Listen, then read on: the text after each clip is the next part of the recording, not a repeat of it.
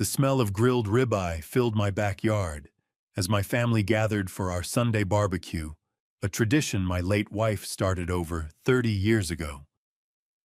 I had just picked up my fork when my son-in-law smirked, swept his arm across the table, and sent my steak crashing onto the patio. "At your age, old man, you don't need steak."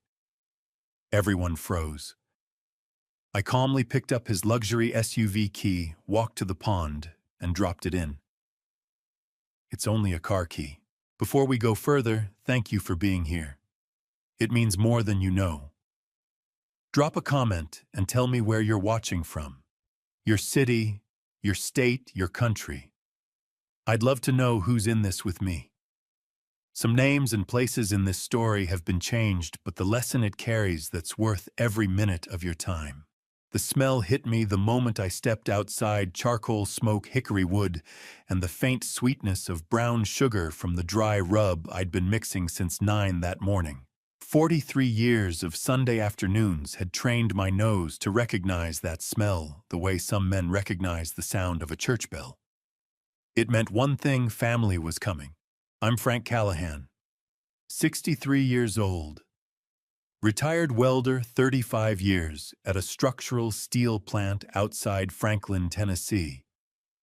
My knees sound like gravel in a tin can. When I climb stairs, my lower back starts complaining around 2 in the afternoon, and I've got a hearing aid in my left ear that whistles when the humidity gets above 70%.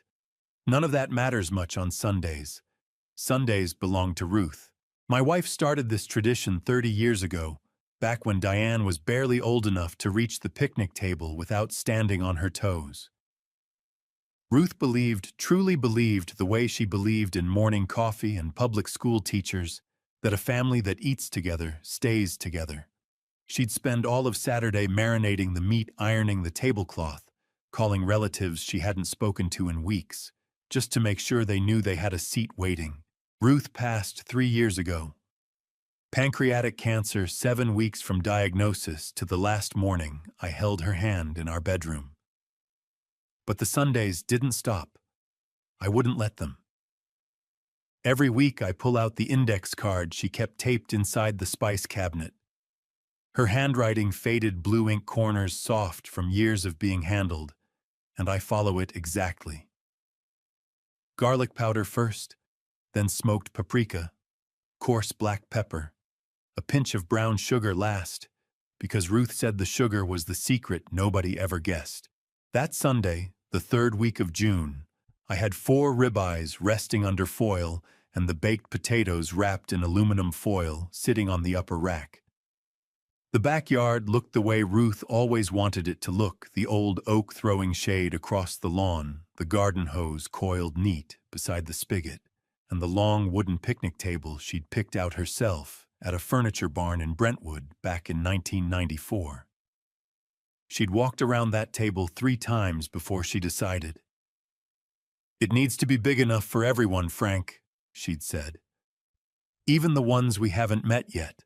Walter Gaines from next door arrived first, the way he always did, carrying a 6-pack of Coors and wearing the same faded Nashville Predators cap he'd worn to every barbecue since 2009. Walter was 68, a retired electrician, and had been my neighbor for 22 years. He'd been at Ruth's funeral. He'd been at my kitchen table the week after talking about nothing in particular for 3 hours, because he understood that sometimes a man just needs another voice in the room. "Smells like a Sunday," Walter said, dropping into his usual chair at the end of the table. "Always does," I said. Diane arrived 20 minutes later with a bowl of potato salad covered in plastic wrap. Her dark hair pulled back, wearing her nursing scrubs because she'd come straight from a half-shift at Williamson Medical. My daughter. 36 years old, smart as a whip with Ruth's eyes and her mother's habit of talking with her hands when she got excited. Behind her came Ryan. Ryan Porter was 39, tall, square-jawed, with the kind of easy smile that real estate school must teach somewhere between contract law and commission structures. He sold luxury homes in the Brentwood and Franklin corridor, the kind of houses with three-car garages and wine cellars that people who grew up in houses like mine spent their whole careers building. He was dressed in pressed khakis and a collared shirt on a Sunday afternoon, which told you something about him right there. He shook my hand the way men do when they want you to notice the firmness of their grip. "Frank," he said, "smells incredible out here." "Help yourself to a drink," I said. The afternoon moved the way good summer afternoons do, slow and easy, full of small talk, and the sound of the Cardinals game drifting out from the garage radio. Walter argued with my nephew Kevin about truck engines. Diane told a story about a kid at the hospital who'd swallowed a Lego brick and the look on the parents' faces when the X-ray came back. I laughed until my eyes watered. Then Ryan set his glass down and looked at my plate. I'd just cut into the first ribeye, cooked exactly the way Ruth liked it, medium with a dark crust, when Ryan leaned back in his chair and said loud enough for the whole table to hear, "That's a pretty serious steak for a man your age, Frank." I looked up. He was smiling, but his eyes weren't. "I earned it," I said. Sure. He reached across the table, I thought, for the barbecue sauce, and his forearms swept clean across my plate. The ribeye, the baked potato, the corn on the cob, everything went over the edge and hit the stone patio with a crack that stopped every conversation at once. Ryan glanced down at the mess on the ground. Then he shrugged, picked up his burger and said, "At your age, skipping the red meat isn't the worst idea in the world." Nobody laughed. Not Walter, not Kevin, not Diane. I sat there for a moment, hands flat on the table, feeling the heat rise up through my chest into my throat. 63 years old, and the first instinct my body had was to apologize. Isn't that something? Another man humiliates you in your own backyard, and your gut reaction is to smooth it over so nobody feels uncomfortable. Ruth would have hated that about me. I looked at the mess on the patio, 3 hours of preparation on the ground, Ruth's dry rub soaking into the concrete, and then I looked at the table. Ryan's key fob was sitting right next to his glass. Black leather BMW logo. The SUV he'd parked in my driveway was worth more than I'd made in 3 years at the plant. I picked up the key fob. Ryan frowned. "Frank, what are you—" I walked to the edge of the pool. 8 feet of water, still and blue in the late afternoon sun. I held the key fob over the surface for exactly 1 second. Then I let it go. It hit the water with a clean, quiet splash and disappeared. I turned around. "It's just a car key." Ryan's face went the color of raw dough. He shot up from his chair so fast it scraped back across the stone. "Are you out of your mind?" "Probably not," I said. Diane was on her feet, her potato salad spoon still in her hand, staring at me with an expression I hadn't seen on her face since she was 16, and I'd told her she couldn't go to a concert in Nashville on a school night. Not concern. Not worry about her father. Something closer to embarrassment. "Dad," she said. And the way she said it, tight controlled like she was already doing damage assessment, told me everything I needed to know about which direction this was going to go. Ryan was pacing along the edge of the pool, staring into the water, pressing both hands against the sides of his head. "Do you know what that key costs to replace?" "That's a BMW, Frank. It's not a car key," Walter said from the end of the table very calmly. "That's what Frank said." Ryan pointed at him. "You stay out of this." "I'm just agreeing with the man," Walter said, and took a long sip of his Coors. I walked back to my chair, sat down, and looked at my empty plate. The afternoon had gone quiet in a way that had nothing to do with peace. It was the quiet of a room where everyone is waiting for someone else to say the thing nobody wants to say. Diane was still staring at me. Her eyes were bright, her jaw set, and in all the noise of Ryan pacing and my nephew pretending to study the grass, and Walter examining his beer can like it held the answers to the universe. I realized that my daughter hadn't once asked whether I was okay. Not once. The last guest pulled out of my driveway a little after 7. I stood on the back porch and listened to the neighborhood settle into evening. A lawnmower 2 streets over, the Murphy kids down the block shooting hoops in their driveway. A mockingbird somewhere in the oak tree doing its best impression of a car alarm. Franklin, Tennessee on a Sunday night sounds like the world is trying very hard to convince you everything is fine. I went inside and started cleaning up. There's a rhythm to cleaning up after a barbecue that I've always found steadying. Stack the plates. Wrap the leftover potato salad.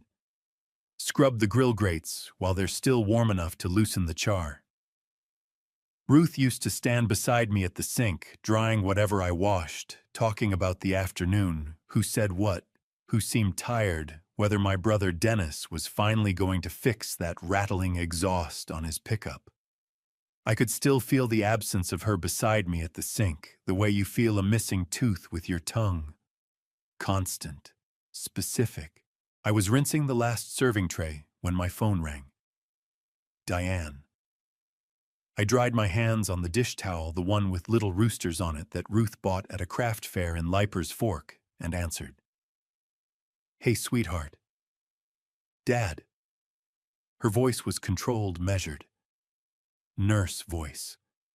The one she used when she didn't want a patient to see her worried. I need to ask you something. Go ahead. The key fob. A short pause. Do you have any idea what that's going to cost to replace? I set the dish towel on the counter. Outside, the mockingbird switched from car alarm to something that sounded almost like a song. I imagine it'll cost what it costs, I said. Dad, those BMW key fobs are programmed to the specific vehicle. It's not like going to the hardware store and getting a spare cut. Ryan already called the dealership. They're talking about $450 minimum. Diane, I said. He knocked my dinner onto the ground. I know what happened. In front of everyone. Dad, I know. Her voice tightened at the edges. But you throwing his key into the pool, doesn't it? Doesn't make things better. It just makes everything more complicated. I pulled out the kitchen chair at the end of the table, my chair, the one with the slightly uneven leg that Ruth kept meaning to fix and never got around to, and sat down. Across the table, Ruth's chair was empty. Same blue cushion she'd picked out at Target 6 years ago. Same small scratch on the front leg where Diane had dragged it across the floor when she was 8 years old, trying to reach something on the counter. Sweetheart, I said. You called me. Right now, tonight, after what happened. And your first question was about the key fob. The line went quiet enough that I could hear her breathing. I'm asking because Ryan is upset, she said finally. Ryan knocked my food on the ground and told me I was too old to eat steak, I said. In my backyard. At a table your mother picked out 30 years ago. In front of Walter and Kevin and everyone else who came here today. I kept my voice even. Not angry, just clear. I'm not asking you to choose sides, Diane. I'm just telling you what happened. Oh, I know what happened, she said. And now there was something strained pulling at the edges of her voice. Something that sounded less like anger and more like the specific exhaustion of a woman who had been holding two things together for a long time and was starting to feel the weight. I was there, Dad. Then you know he didn't say sorry. Another pause. Longer this time. He'll come around, she said. He just needs some time. Okay, I said. So you'll think about the key fob. I looked across the table at Ruth's empty chair. At the scratch on the leg. at the blue cushion that had faded a little on the left side from years of afternoon sunlight coming through the window. "I'll think about it," I said. We said goodnight. I sat at the table for a long while after I put the phone down in the particular quiet of a house where someone used to be and isn't anymore. The refrigerator hummed. The clock above the stove ticked. Outside, the mockingbird had finally gone silent. Ruth used to say that you could learn everything you needed to know about a person's priorities by watching what they did in the first 5 minutes after a crisis. Not what they said, what they did. Diane's first call had been to me. Her first question had been about a car key. I got up, walked to the spice cabinet, and opened it. Ruth's index card was still taped to the inside of the door. The blue ink faded to gray in places, the edges of the card soft and slightly curled. Garlic powder first, smoked paprika, coarse black pepper. A pinch of brown sugar last, because the sugar is the secret nobody ever guesses. I stood there reading it for longer than made any sense. Then I closed the cabinet, turned off the kitchen light, and walked to the window that looked out over the backyard. The pool was dark now, just a black rectangle catching the last bit of sky. Somewhere at the bottom of it, 8 feet down, was a BMW key fob worth $450. I stood there looking at the water, and for the first time that evening, I let myself think the thought I'd been pushing away since Ryan shrugged at my ruined dinner and reached for his burger. He hadn't knocked that plate by accident. 2 weeks passed.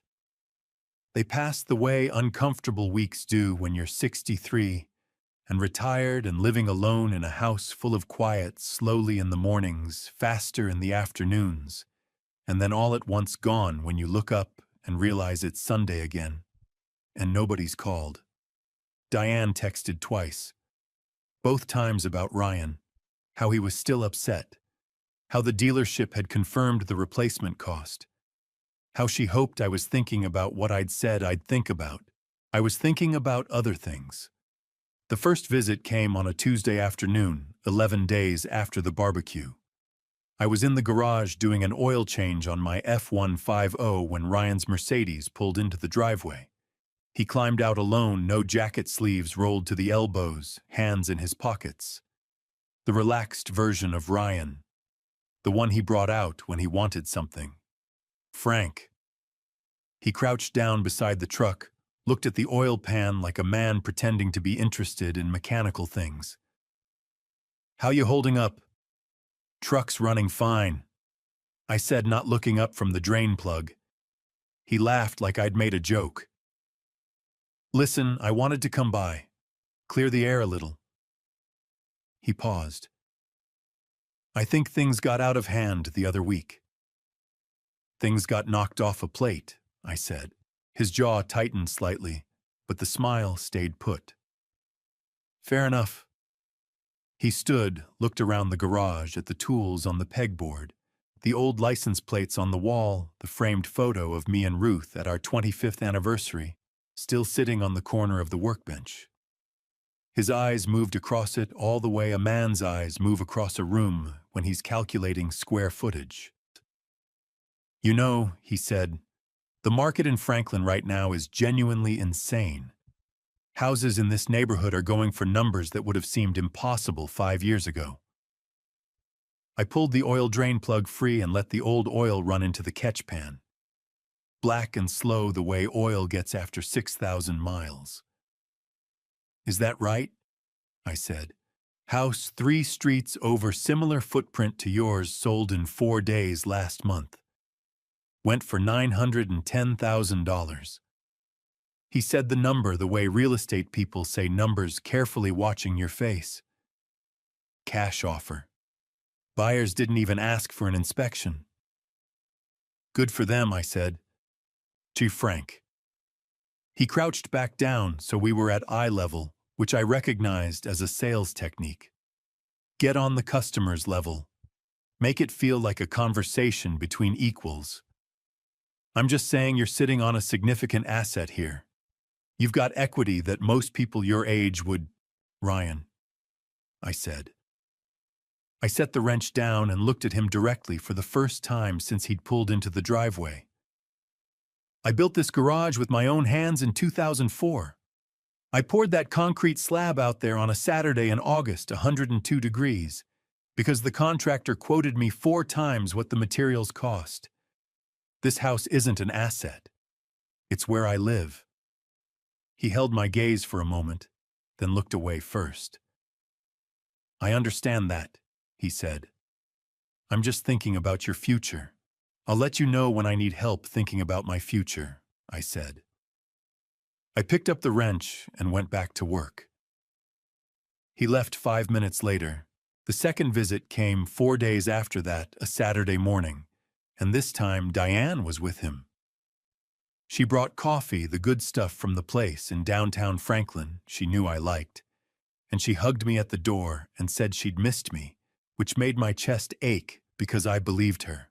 Ryan stood just behind her shoulder, smiling with all his teeth. We sat on the back porch. The coffee was good. The conversation started easy. Diane talked about a patient, a 7-year-old boy named Marcus, who had been in the pediatric ward for 6 weeks and had finally gone home the previous Thursday. Her face when she talked about that boy looked exactly like Ruth's face used to look when something genuinely good happened in the world. Then Ryan set his cup down. You know, Diane and I have been talking, he said. About the future, long-term planning, that kind of thing. That's smart, I said. We've been looking at some options. He pulled out his phone, tapped the screen a few times, turned it to face me.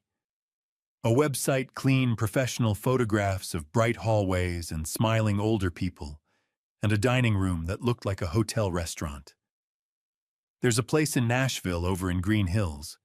It's not what you picture when you think, Ryan, I said.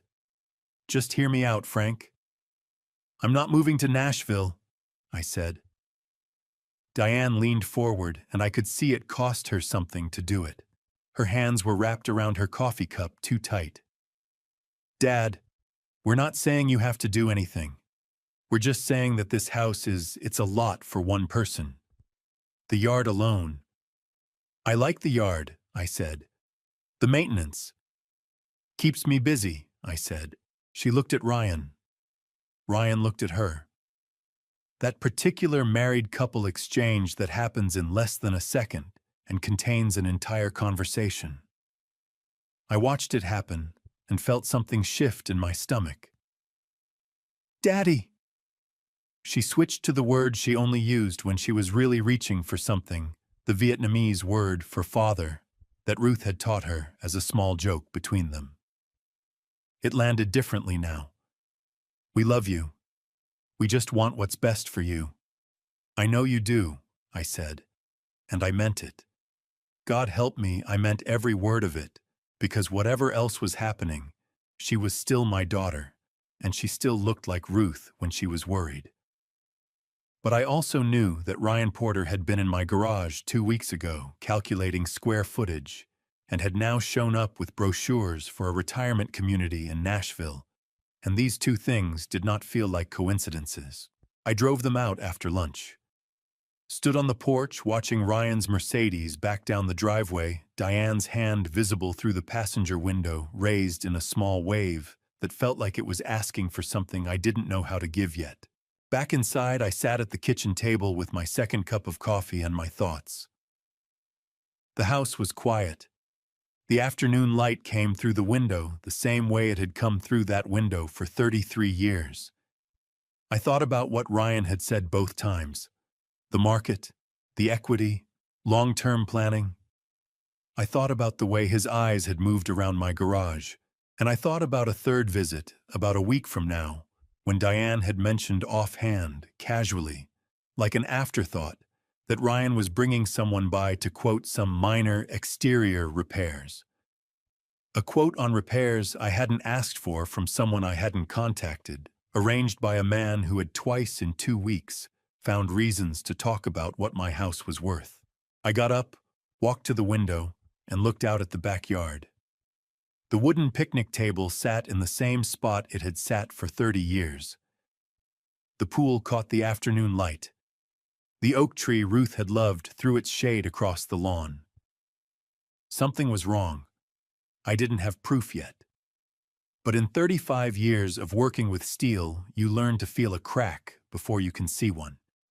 The Saturday morning Walter Gaines knocked on my back door. I was sitting at the kitchen table with a cold cup of coffee and Ruth's recipe box open in front of me. I don't know why I'd pulled it out. I hadn't been planning to cook anything special. Sometimes I just open it and sit there looking at her handwriting on the index cards, the way she wrote her lowercase g's with a little loop at the bottom, the way she underlined ingredients she considered non-negotiable. It's not a rational thing to do. But grief rarely is. Walter let himself in the way he always did, knocking twice and opening the door before I could answer.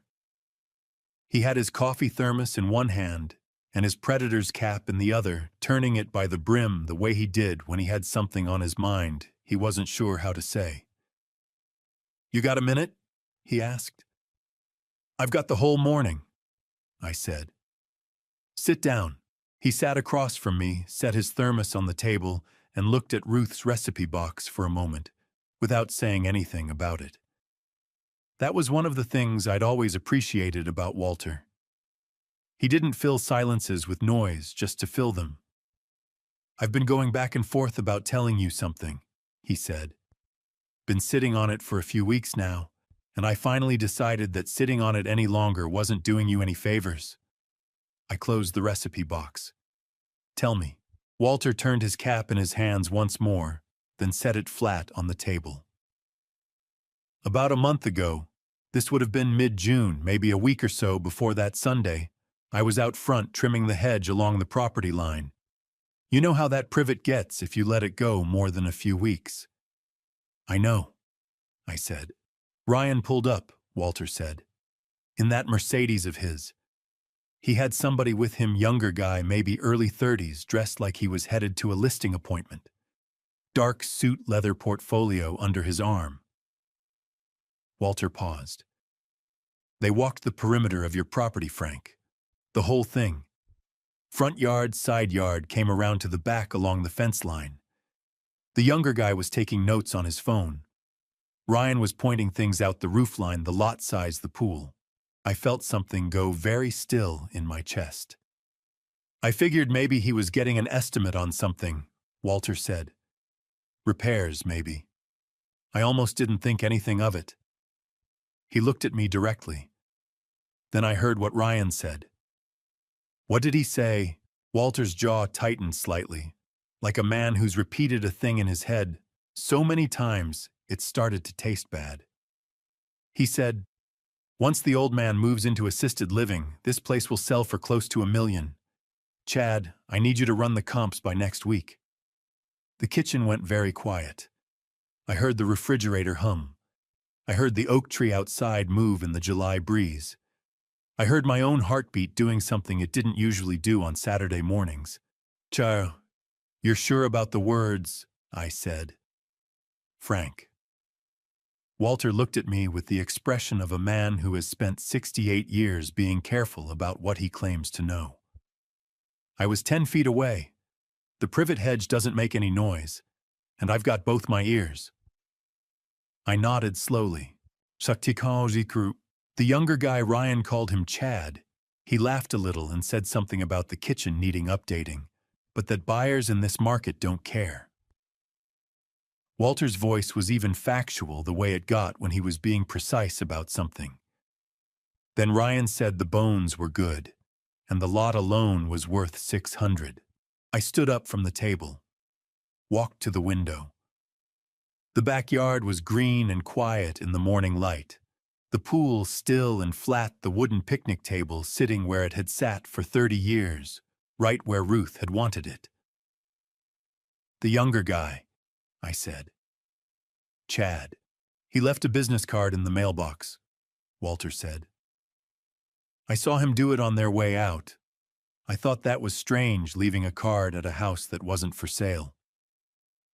He reached into the front pocket of his shirt and set it on the table next to Ruth's recipe box. I turned around and looked at it from across the kitchen without walking over to it yet.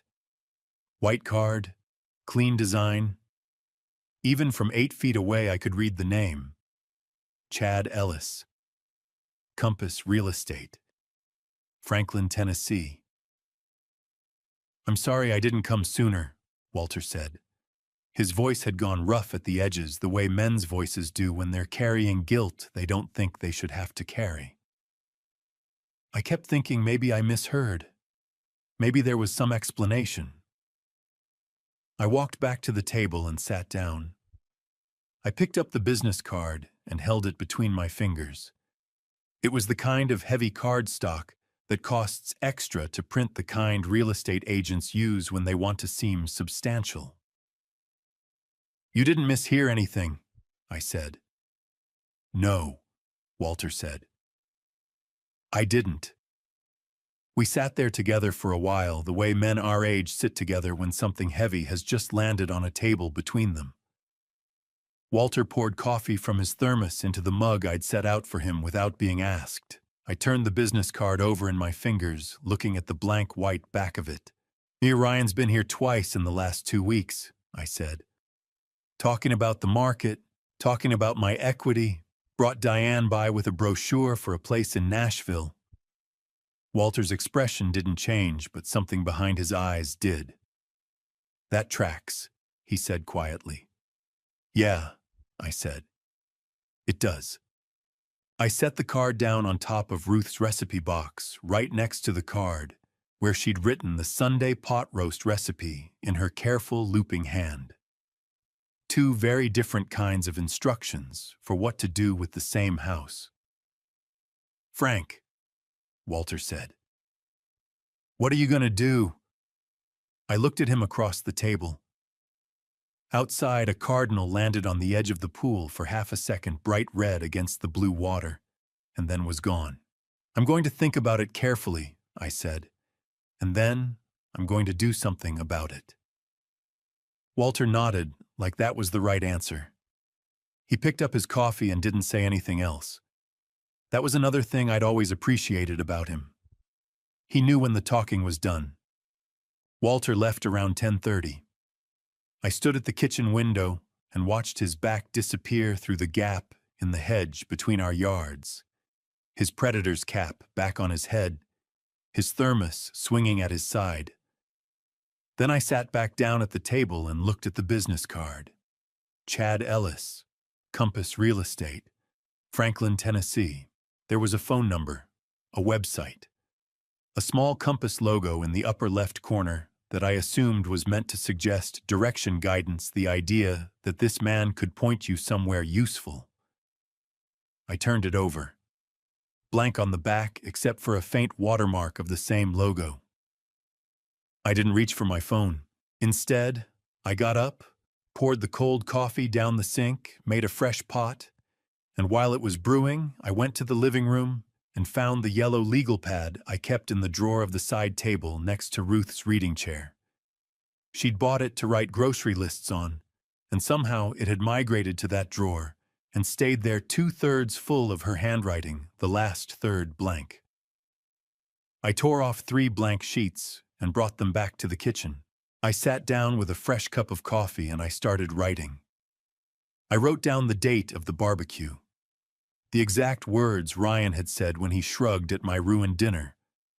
The 2 visits afterward, what day each one happened, what Ryan had said, what Diane had said, the specific language Ryan had used about the market and my equity and the facility in Nashville.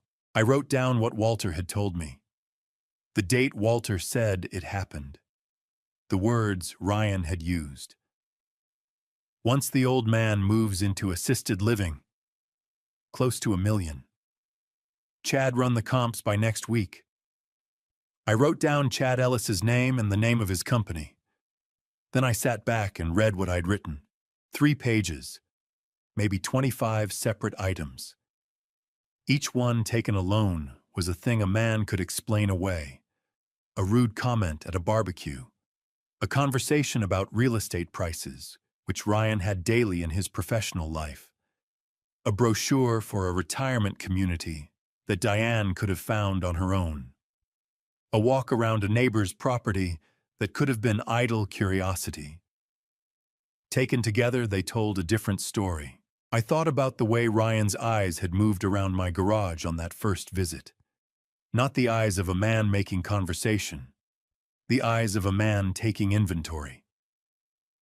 I thought about the way he'd said significant asset, not your home, not this place, but asset.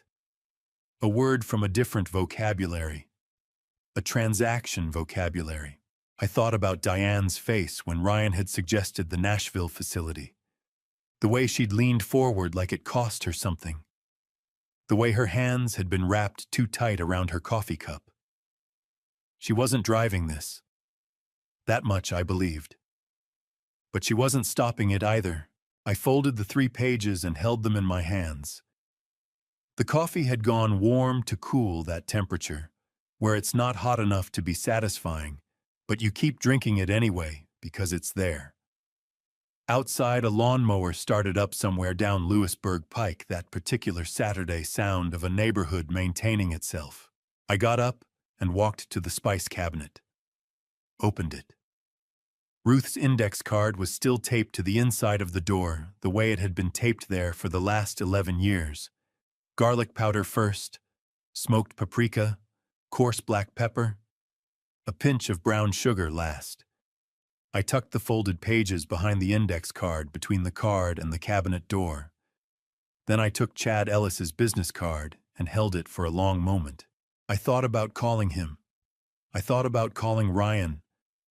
I thought about calling Diane and laying out everything Walter had told me and everything I'd just written down, and asking her directly what exactly her husband was planning to do with her father's house. I put the business card in my shirt pocket instead. There was someone else I needed to call first. Someone who had sat across from me in a small office on 5th Avenue South in downtown Franklin 3 years ago, and helped me understand what Ruth's passing meant in legal terms. Someone who had answered every question I had that day, with patience and without condescension, who had handed me a box of tissues without making a production of it, who had told me at the end of that appointment that his door was always open if I needed anything. I hadn't needed anything since. Tomorrow morning I decided I would need something. Daniel Holt's office was on the 2nd floor of a converted Victorian on 5th Avenue South, 3 blocks from the Franklin Courthouse, sandwiched between a title company and an insurance agency that had been in the same spot since 1987. I'd been there once before 3 years ago, the month after Ruth died. The office smelled the same way it had then, old wood coffee and something faintly like lemon polish. The kind of smell that belongs to a place where serious things get handled seriously. Daniel was 57, trim, with close-cropped silver hair, and the unhurried manner of a man who had learned probably through experience that urgency rarely improved a legal situation. He'd handled estate law in Williamson County for nearly 30 years. He'd processed Ruth's will, her retirement accounts, the transfer of the joint savings into my name. He'd done all of it without making me feel like I was being managed. His assistant showed me in at 9:15 on Monday morning. Daniel stood when I came in, shook my hand, and gestured to the chair across from his desk, the same chair I'd sat in 3 years ago. "Frank," he said, "good to see you. I wish it were under better circumstances." I sat down. "You could tell from the phone. You said it wasn't urgent, but you needed to come in soon," he said, settling back into his own chair. "In my experience, that usually means it's urgent." I told him everything. The barbecue, the visits, what Walter had seen and heard, the business card. I told it the way I'd written it on the legal pad in order with dates without editorializing. Daniel listened the way good lawyers listen, which is without expression, taking occasional notes on a yellow pad of his own. When I finished, he set his pen down and folded his hands on the desk. "Ryan Porter contacted my office," he said. My hands tightened on the arms of the chair. 4 times, Daniel said, over the past 3 months. He opened a folder on his desk. I could see it was a call log, his assistant's handwriting in blue ink. The first call was in April. He identified himself as your son-in-law. He said he had some general questions about estate planning. What kind of questions? Daniel looked at the log.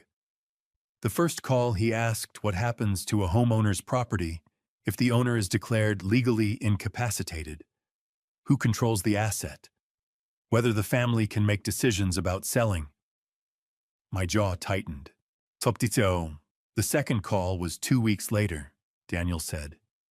He asked about the inheritance process, specifically if you were to pass away, and Diane was the primary beneficiary.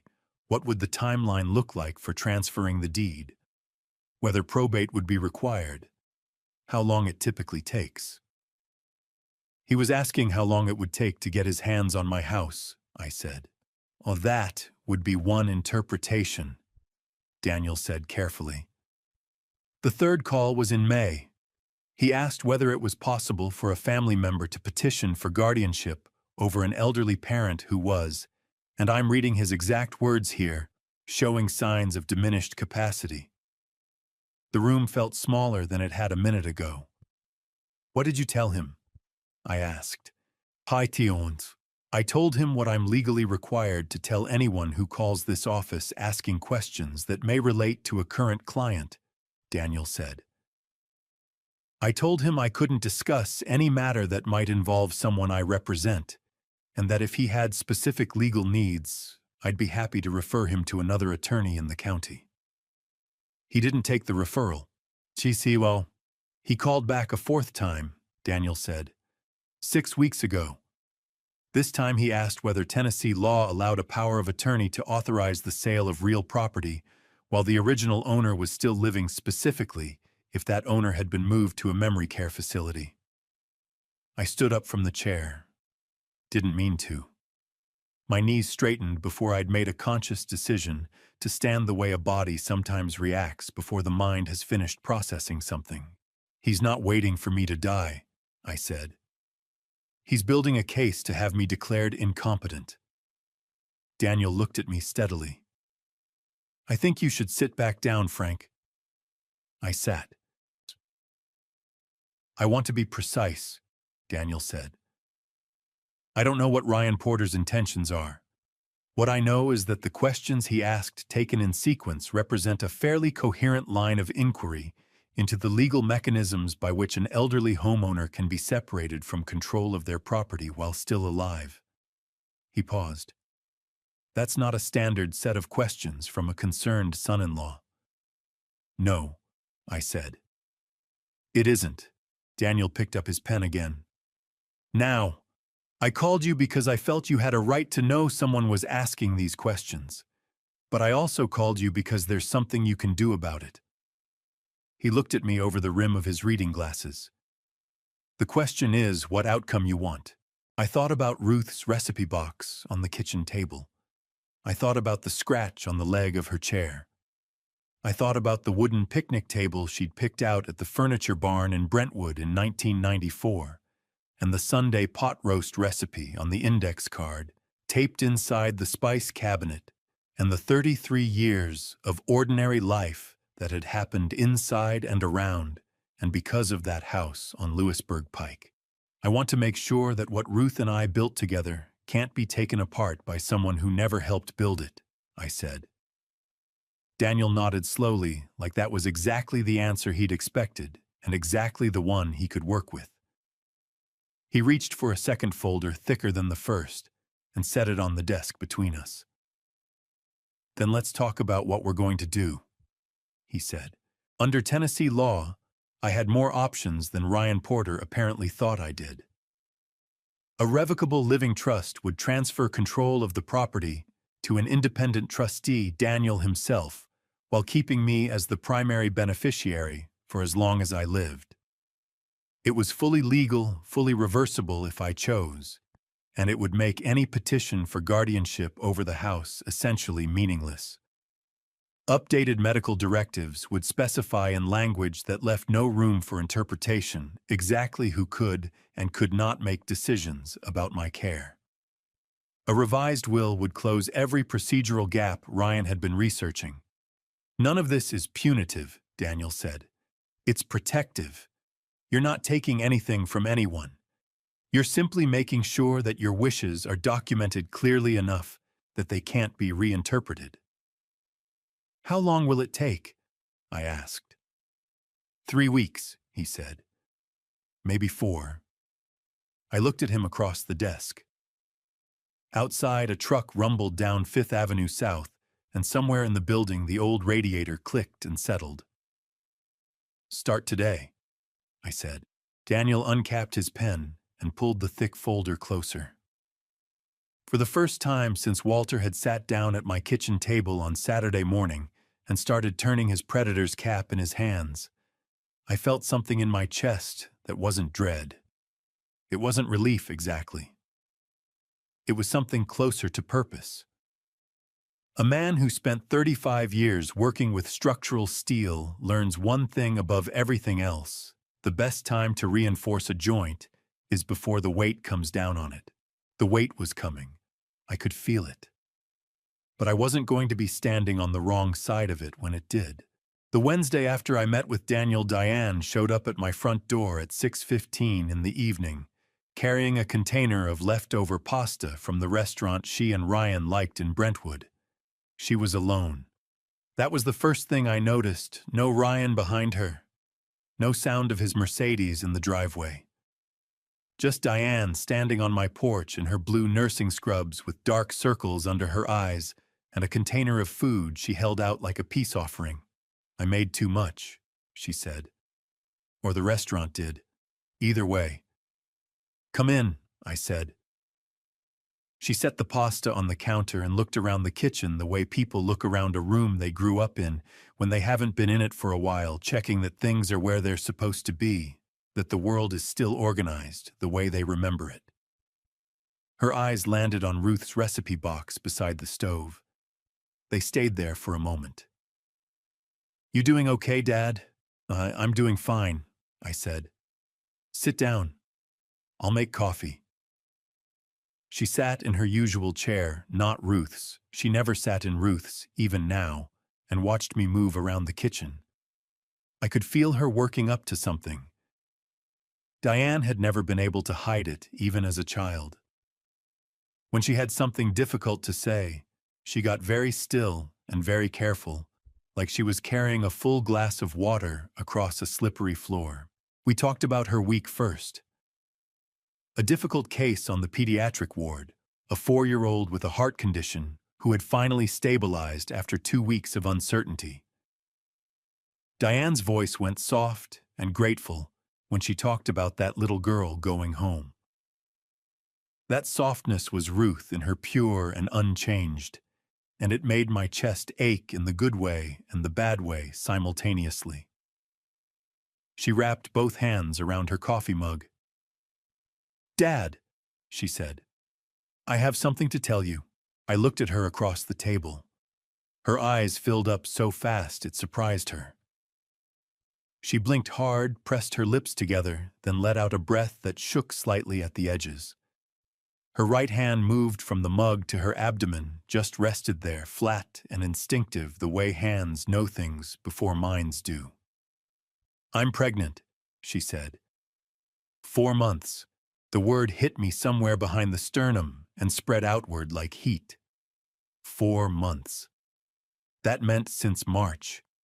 That meant she'd been carrying this since early spring, through everything, through the barbecue and the visits and the phone calls and all of it. I got up from my chair, walked around the table. She stood up to meet me, and I held her the way I'd held her when she was small, and the world had been too big and too loud. Her head against my shoulder, my arms around her, her crying quietly against my collar in that specific way she'd cried since she was 3 years old, breaths uneven and close together. "A baby?" I said.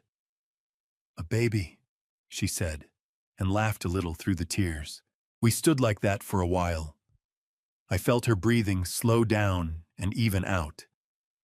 Outside the kitchen window, the evening light was going golden across the backyard, falling across the old picnic table and the surface of the pool. She pulled back and wiped her face with the back of her hand, smiling the way people smile when they've been crying and want to indicate they're fine now. "Ryan's excited," she said. "I imagine he is," I said. Something in my voice must have landed slightly flat, because she looked at me with an expression that was searching and careful at the same time. "Dad, I know things have been tense." "They have," I agreed. "I want the baby to know its grandfather," she said. Her voice cracked on the last word, just slightly. I want Sunday dinners. I want the smell of that grill in the backyard. I want this house to be something the baby grows up knowing." I looked at my daughter's face. Ruth's eyes, Ruth's way of meaning every word she said, and I believed her completely. Every syllable of it. She left around 8:30. I walked her to her car, watched her back out of the driveway, waved at the taillights until they turned the corner onto Lewisburg Pike. Then I went to the garage.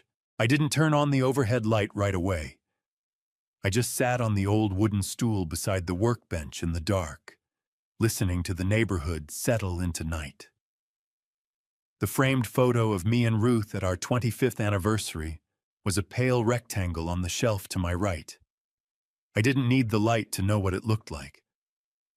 Ruth laughing because I'd burned the first batch of burgers. Me looking at her instead of the camera. Ryan had known about the pregnancy since March. He'd started calling Daniel Holt's office in April. I sat with that sequence for a long time in the dark. A man who loved his wife and was expecting a child would have led with that news. He would have called me or brought Diane over to tell me together, or at minimum mentioned it in the weeks of visits and conversations that followed. Instead, he'd mentioned the market, the equity, the facility in Nashville. He was going to use this baby the same way he used everything else as leverage. Sign the papers, sell the house, move into the facility. Do it for the baby. Do it for Diane. Do it for the family. I pressed my palms flat against the workbench and stared at the dark shape of the garage wall. "I won't let that happen," I said to Ruth, to the dark, to whatever part of her might still be in the corners of this garage she'd always teased me about loving too much. "Not to this house. Not to this family." My phone buzzed on the workbench. A text from Daniel Holt. "Frank, first documents are ready for your review. Can you come in Thursday morning?" I picked up the phone. Typed back, "I'll be there at 9. Then I set the phone down and sat a while longer in the dark, thinking about a baby who didn't have a name yet, and a house that had been someone's home for 33 years, and the difference between a family and a transaction. The paperwork Daniel told me on Thursday morning was going to feel like a lot. He wasn't wrong.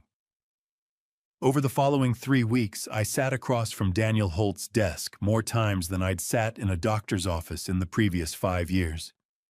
Each meeting was 2 hours, sometimes 3. Each one produced documents dense, careful, precise in the way legal documents are precise, which is to say they say exactly what they mean and leave no room for someone to decide they mean something else. The first thing we established was the revocable living trust.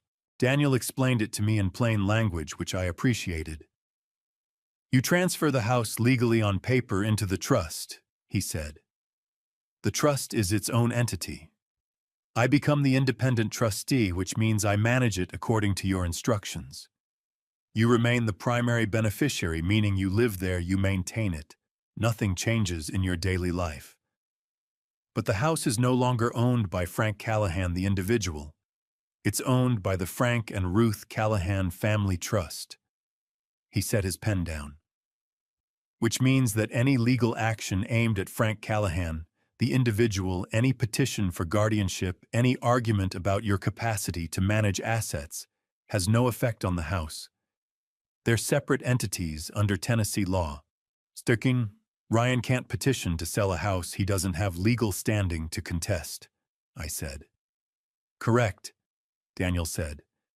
And since Diane is not named as trustee, her signature isn't required for any property decision either. I sat with that for a moment. She's still in the will? Of course, Daniel said. The trust doesn't change what happens after you're gone. It only protects what happens while you're here. The second document was the updated medical directive. Under Tennessee law, a medical directive, sometimes called a living will, specifies exactly what medical interventions you do and don't consent to, and more importantly, designates who has the legal authority to make healthcare decisions if you can't make them yourself. I named Daniel as my healthcare agent, not Diane, not anyone in the family. That's a significant decision, Daniel said, not pushing, just noting. I know, I said. I'm not doing it because I don't trust Diane. I'm doing it because I don't trust who's standing next to her. Daniel nodded and wrote it down. The third piece was the revised will. We went through it line by line, closing the procedural gaps that Ryan had been researching in his 4 phone calls. The questions about probate timelines, about power of attorney, about the transfer of real property. Every gap got language. Every ambiguity got definition. In the evenings back at the house, I worked on something Daniel hadn't suggested, but hadn't discouraged either. Tennessee is a one-party consent state when it comes to recording conversations. That means that under Tennessee Code Annotated Section 39-13-601, a person who is part of a conversation is legally permitted to record that conversation without informing the other parties. I looked it up twice to be sure, then called Daniel to confirm, and he confirmed it. I started keeping my phone in my shirt pocket during Ryan's visits with the voice memo app running. The first recording I got was a Tuesday afternoon, Ryan stopping by unannounced, the way he'd taken to doing standing in my kitchen while I made coffee, talking about a development project in Spring Hill that was going to change the whole corridor. He mentioned my house twice, once calling it this property, and once calling it the Lewisburg asset. Not my home. An asset. I kept my face neutral and poured the coffee. The second recording was a phone call 3 days later, Ryan checking in, asking if I'd given any more thought to the Nashville facility. They have a waiting list? He said. So if you're even considering it, we should probably get your name on it sooner rather than later. His voice was pleasant, helpful, the voice of a man doing a reasonable thing for a reasonable reason. I said I'd think about it. Then I uploaded both recordings to a folder on my laptop and emailed them to Daniel. By the first week of August, the trust documents were signed. The medical directive was filed. The will was updated and witnessed. Daniel kept the originals in his office safe. I kept copies in a fireproof lockbox in the garage behind the shelf of motor oil in a spot Ruth had always wanted me to use for storing important documents, and that I'd always used for storing extra socket sets. She would have found that funny. The morning after I signed the final document, I sat at the kitchen table with my coffee and realized that for the first time in 2 months, I hadn't woken up at 3 in the morning running through scenarios in my head. The anxiety that had been sitting in my chest since Walter told me about Chad Ellis had not disappeared, but it had changed character. It had gone from formless dread to something with edges, something I could put my hands on, Daniel called that afternoon. Everything's in order, he said. How are you feeling? Steadier, I said. Good. A pause. Frank, I want to be clear, Ryan Porter doesn't know any of this has happened. The trust is a matter of public record eventually, but it won't appear in any search he might run for weeks, maybe longer. I know, I said. Which means, Daniel said carefully, that if he has something planned, he may still try to execute it. I looked out the kitchen window at the backyard. The picnic table, the pool, the oak tree throwing its afternoon shadow across the lawn. "Let him," I said. The text came on a Thursday evening near the end of August while I was sitting on the back porch, watching the light go out of the sky over Franklin. It was from Diane. "Dad, Ryan thinks it would be nice to do a Sunday BBQ like we used to. Get everyone together. It's been too long. Are you up for it?" Maybe 2 weeks from Sunday, I read it 3 times. Then I set the phone face down on the arm of the porch chair and looked at the backyard for a long while. The oak tree was starting to show the first faint hints of change at the outer edges of its canopy, not fall yet. Not even close, but that particular late August quality of light that makes the green look slightly tired. Like summer is beginning to think about what comes next. 2 weeks from Sunday would be the second week of September. I picked the phone back up and read the message again. "Ryan thinks it would be nice. Not Diane thinks. Not we think. Ryan thinks." She'd written it without seeming to notice the distinction, but it was there. I went inside, poured myself a glass of water, and stood at the kitchen counter thinking about Ryan Porter and the specific way his mind worked. I'd spent enough time watching him over the past 2 months to understand his approach. He didn't force things directly. He set up conditions. He arranged the furniture of a situation until the outcome he wanted became the path of least resistance. A Sunday BBQ. Everyone together. The old tradition, the warm setting the family gathered around the table Ruth had picked out in 1994. Relatives who hadn't seen the tension up close. People who would naturally assume that a son-in-law organizing a family dinner was a generous and loving thing to do. And in the middle of it, documents. Papers that needed signing. A conversation in front of witnesses who would only see a caring family trying to help an aging father make responsible decisions. I called Daniel Holt. He picked up on the second ring. "Frank, Ryan's organizing a Sunday barbecue," I said. 2 weeks from this Sunday. He wants everyone there." A brief pause. "How many people?" "Family, neighbors. Could be 10, 12 people. Walter will be invited. Probably my sister Carol and her husband. Maybe some of Ruth's friends." "And you think he plans to use the occasion to pressure you?" I think he plans to use the occasion to corner me," I said. "There's a difference. Pressure is what he's been doing for 2 months. Cornering is when you do it in front of an audience so the other person can't say no without looking unreasonable." Daniel was quiet for a moment. "What do you want to do?" I walked to the kitchen window and looked out at the backyard. The picnic table sat in the late evening light solid, and still the wood grain showing all 30 years of Tennessee summers in its surface. "I want to say yes," I said. Another pause, this one longer. "Frank, I want to say yes," I repeated, "and I want you there." The silence on Daniel's end had a different quality now. I could almost hear him thinking through it, the logistics, the implications, the particular legal and human geometry of what I was proposing. "You understand," he said slowly, "that if I attend a family gathering in my professional capacity, Ryan will know immediately that something is different." "I'm counting on it," I said. "He'll be defensive. He may become hostile. He was going to do that anyway," I said. "The difference is that in 2 weeks when he gets hostile, everything I need will already be on the table." Daniel made a sound that wasn't quite a laugh, but was in that neighborhood. "You've been thinking about this." "I've had 2 months and a lot of quiet evenings," I said. "Just all right."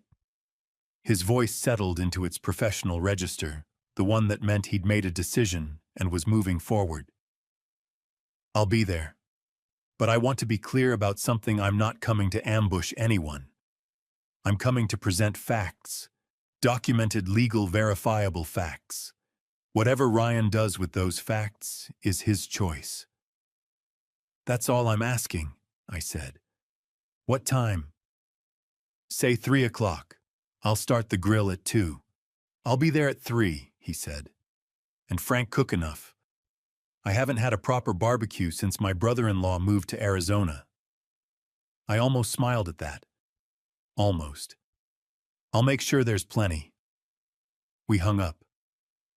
I stood in the kitchen for a moment, phone still in my hand, looking at Ruth's recipe box on the counter. Then I picked up my phone and texted Diane back. Tell Ryan that sounds good. Make sure everyone comes.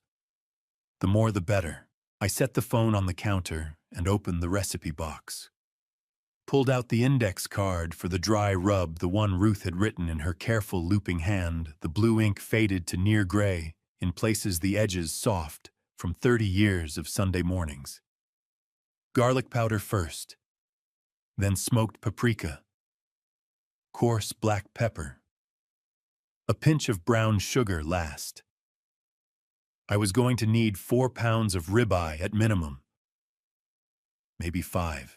Ruth always said the secret to a good Sunday barbecue was preparation. You didn't wait until Sunday morning to think about what you were going to cook. You planned it out. You got everything you needed ahead of time. You made sure that when the moment came, you were ready. She was talking about meat and seasoning, but she was also, I thought, talking about everything else. I put the index card back in the box, closed the lid, and started making a grocery list.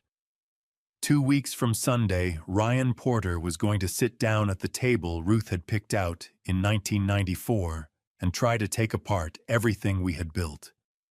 He had no idea that the table and everyone sitting around it was already ready for him.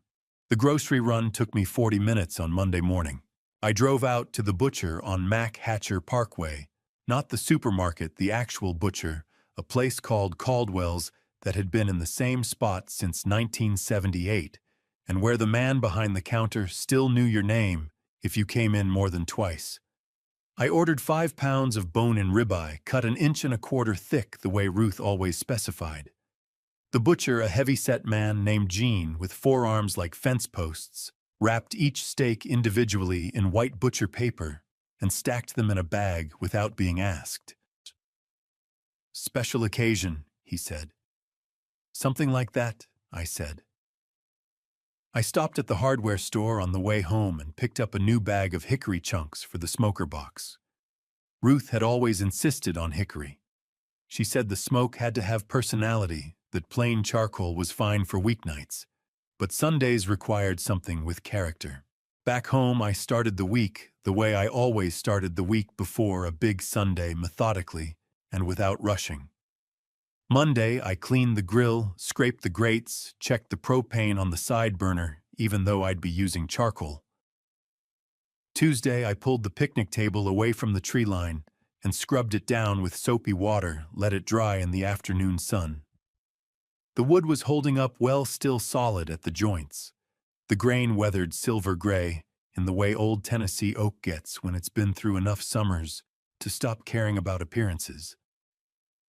Wednesday evening, Walter came over. He didn't knock. He came around the side of the house the way he always had for 22 years, appearing at the back corner of the yard, like he'd materialized out of the hedge. "You actually cleaning that table?" he said, watching me apply a coat of teak oil to the surface. "Every year," I said. Ruth's rule. He pulled up a lawn chair and sat down, stretching his legs out in front of him.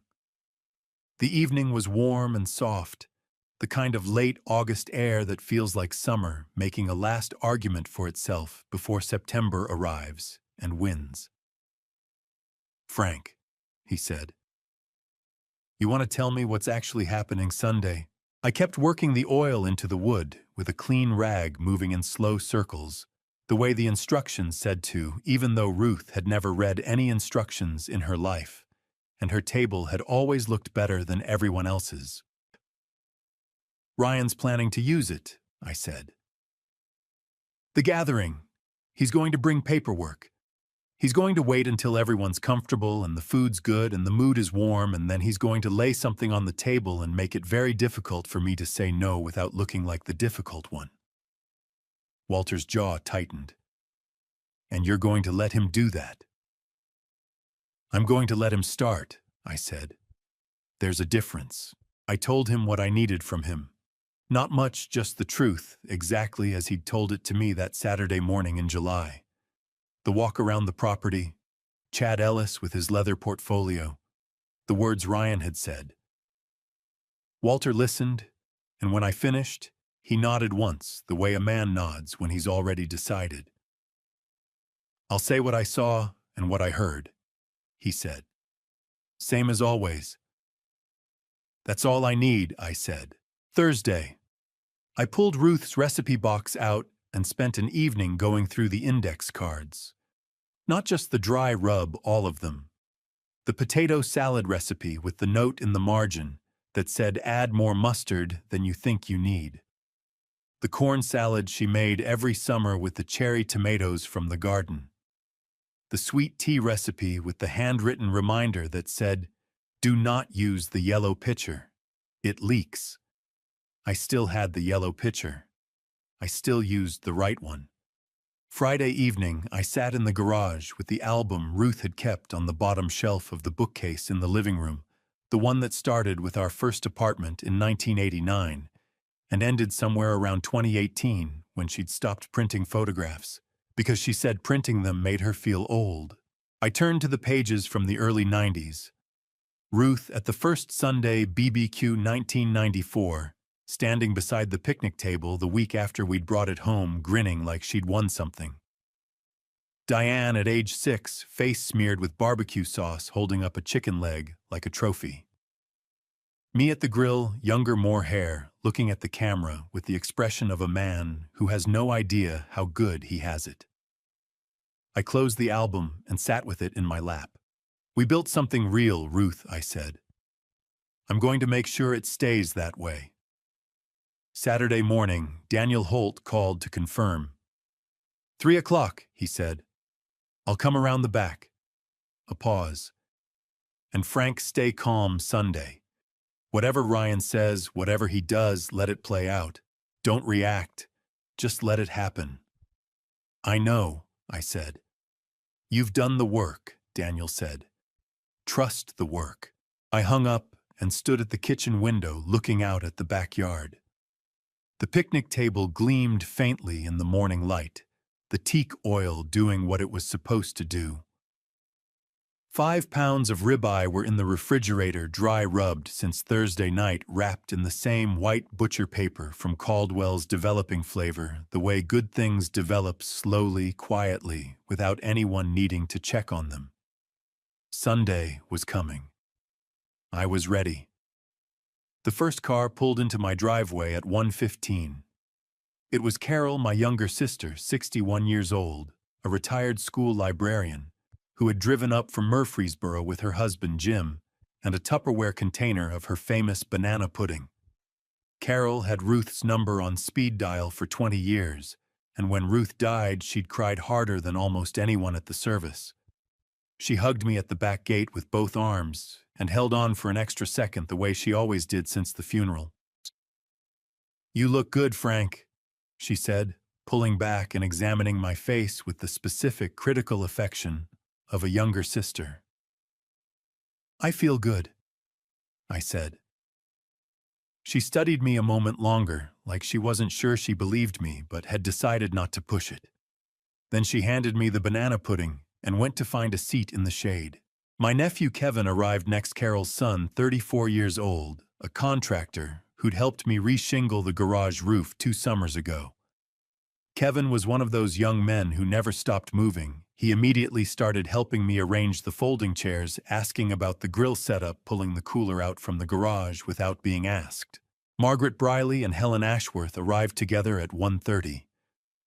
Margaret and Helen had been Ruth's closest friends for over 20 years, part of the same church, women's group, the same book club, the same Wednesday morning walking group that Ruth had organized, and that had continued meeting after her death as a way of honoring her. They both hugged me the way women of a certain generation hug men who have been widowed with intention, with warmth, and with the particular tenderness of people who knew and loved the person who was missing. She would have loved this, Margaret said, looking around the backyard with bright eyes. She always said Sunday afternoons were God's apology for Monday mornings. My throat tightened. She did say that, I said. Walter appeared from the gap in the hedge at 1:45 Predator's Cap, and all carrying his thermos and a store-bought pie, he sat on the table without comment. He caught my eye when he sat down in his usual chair at the end of the table, gave me a small nod, and opened his thermos. The ribeyes were resting under foil on the side table. The hickory smoke was doing exactly what Ruth had always said it should, giving the air personality. The potato salad was in Ruth's yellow bowl, the one that didn't leak. The sweet tea was in the right pitcher. Everything was exactly the way it was supposed to be. Ryan and Diane arrived at 2 o'clock. Ryan came through the back gate in pressed slacks and a collared shirt, carrying a canvas tote bag that was slightly too full to be casual. His eyes swept the yard the moment he stepped in, counting heads, I realized. Making the same kind of calculation a man makes when he walks into a room and wants to know whether the numbers are in his favor. He spotted Walter, and his expression flickered so briefly that someone who wasn't watching carefully would have missed it. Diane walked behind him, one hand resting lightly on her abdomen. Her face was carefully composed, the professional calm of a woman who spent her working days managing anxiety in small rooms. She kissed my cheek and squeezed my arm and said, "Hi, Dad," in a voice that carried too much weight for those 2 syllables. "Diane," I said, "you look beautiful." Her eyes filled up briefly. She blinked it back. "The food smells incredible." "Your mother's recipe," I said. "Same as always." Ryan set the canvas tote on the empty chair beside his seat. He shook my hand with that firm, deliberate grip of his and said, "Frank, this is wonderful. Really. This is exactly what we all needed." "Glad you think so," I said. We ate at 2:30. The ribeyes were perfect. Ruth's dry rub doing what it had done every Sunday for 30 years. The brown sugar giving the crust that particular dark sweetness that made people close their eyes when they took the first bite. Carol ate hers and said it tasted like 1998. Kevin had 2 helpings of potato salad. Margaret told a story about Ruth that made everyone laugh, and then made Helen cry, and then made everyone laugh again. Ryan ate and smiled and made conversation, and kept his right hand resting on top of the canvas tote at the empty chair beside him, the way a man keeps his hand near something he's going to need. I watched him from the other end of the table and said nothing. Around 3:30, the plates were being cleared, and the sweet tea was going around for the second time. Kevin was telling a story about a roofing job in Brentwood that had gone sideways in a way that was apparently very funny. Everyone was laughing. Ryan reached into the canvas tote. He pulled out a folder, thick cream-colored, the kind of presentation folder that real estate offices use for proposals they want to look significant. He set it on the table in front of him and cleared his throat. The laughter around the table tapered off the way laughter does when it senses the temperature of a room changing. "I hope nobody minds." Ryan set his voice warm and measured the voice of a man who had rehearsed this moment. "But I wanted to take a few minutes while everyone's here, people who love Frank, to talk about something important. Before I show you exactly what happened at that table the moment nobody saw coming, comment Sunday and let me know you're here for it. A reminder, some details ahead have been shaped for narrative purposes. If you'd rather not continue, this is a perfectly fine place to stop." Nobody moved to stop him. That was the thing about Ryan. He understood the social physics of a situation. He knew that in a gathering like this, with food on the table and family in the chairs and the warm residue of a good afternoon still in the air, the person who speaks with calm authority is the person everyone instinctively defers to. He'd built a career on it. He opened the folder. Inside were 3 documents neatly separated by colored tabs. He didn't pick them up immediately. He let the folder sit open, visible, but not yet pushed forward the way a negotiator lets an offer breathe before making the other party respond to it. Frank has meant everything to this family. Ryan began, and his voice had that quality of genuine warmth that I had learned over the past 2 months to distrust completely. He built this home. He raised an incredible woman. He glanced at Diane, and Diane's expression was complicated in the way expressions get when they're carrying more than one emotion and don't have room to put all of them. And now that Frank is getting older, we all want to make sure he's protected, that he's taken care of, that the decisions that need to be made get made while everyone is still healthy and clear-headed and able to make them well. Margaret looked at me. I gave her a small, calm smile. Ryan laid his hand flat on the folder. I've been working with a senior transition specialist. That's someone who helps families plan for the next chapter. And what we've put together is something that protects Frank's interests, makes sure his finances are managed responsibly, and gives Diane and me the ability to make sure he always has what he needs. He paused. The house would be put into a managed sale process. Frank would move to a wonderful facility in Green Hills. I've toured it myself. It's genuinely exceptional. And the proceeds from the sale would fund his care for the rest of his life, with anything remaining going to Diane. Helen's hands tightened around her sweet tea glass. Kevin stopped examining the tablecloth and looked up. Ryan slid the folder forward. It's a big decision, I know, he said, his voice softening. But we're all here today because we love Frank. And sometimes love means having the hard conversations. Diane reached across the table and put her hand over mine. Her fingers were trembling slightly, the fine tremor of someone who is holding themselves very still by effort. Her eyes were red at the rims. "Daddy," she said softly, her voice dropping the way it did when she needed me to really hear her. "Please, just look at it. For the baby. So we know you're secure." The table was very quiet. I looked at Diane's hand over mine. I looked at the folder with its 3 tabbed documents. I looked at Ryan, who was watching me with an expression of practiced patience, his hand still resting on the edge of the folder, his body language radiating the calm confidence of a man who believes the outcome is already decided. Carol was rigid in her chair, her banana pudding spoon set down precisely beside her bowl. Walter was watching Ryan with the flat, steady attention of a man who has seen something he expected to see and is not surprised by it. Margaret had pressed her lips together so tightly they'd gone pale.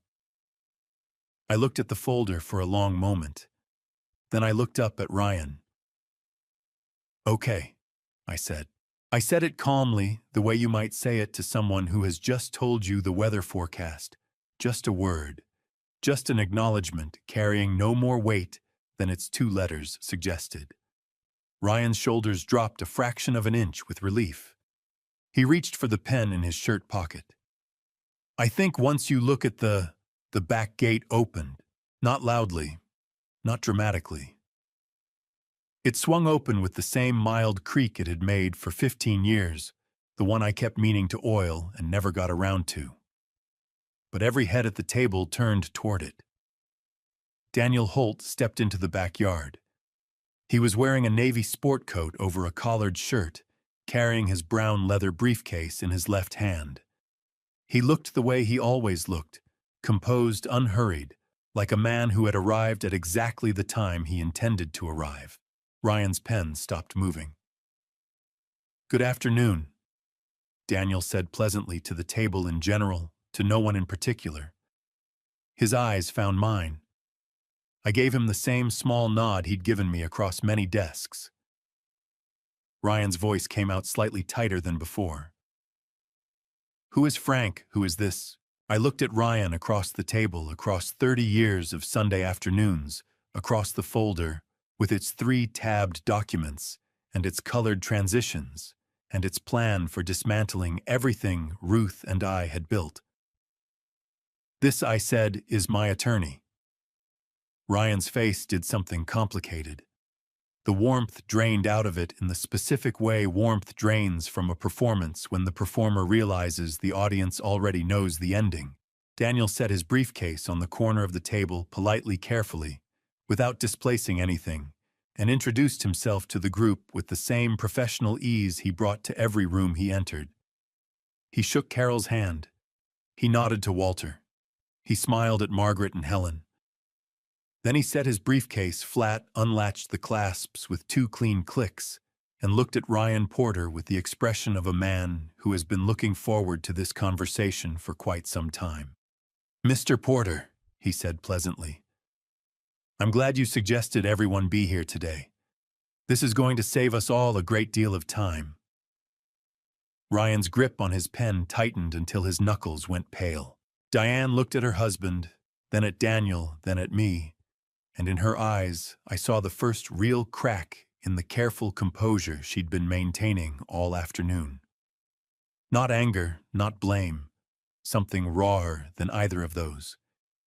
The expression of a woman who is beginning to understand that the story she's been living inside has a different shape than she thought. "Frank," she whispered, "what's going on?" "The truth," I said quietly. "That's all. Just the truth." Daniel set his briefcase on the corner of the picnic table, not at the center, not in front of Ryan's folder. At the corner. Present visible but not aggressive. A statement, not a threat. At least not yet. He introduced himself to Carol first. Extended his hand, said his name, said he'd worked with Frank for several years. Carol shook his hand and said nothing, but her spine straightened, the way a person straightens when the individual they've been waiting for has finally arrived. He nodded to Margaret and Helen. He found Walter at the end of the table and gave him a look, not a handshake, just an acknowledgement between 2 men who already understood each other's role in this afternoon. Ryan had collected himself. The color had come back into his face, replaced by something harder, the expression of a man who has been caught off guard and refuses to show it. He stood from his chair, which was either authority or flight instinct, that stopped halfway. "This is a family gathering, Frank." Ryan's voice was controlled but thin at the edges, like a wire pulled past its rated load. "Not a whatever this is." "Sit down, Ryan," I said. Not loudly. The way you say something that was never a question. Ryan looked at me, then at Daniel, then at the briefcase. He sat. Daniel remained standing. He addressed the table in the same measured voice I'd heard across his desk 100 times, clear, unhurried, without theater. "My name is Daniel Holt.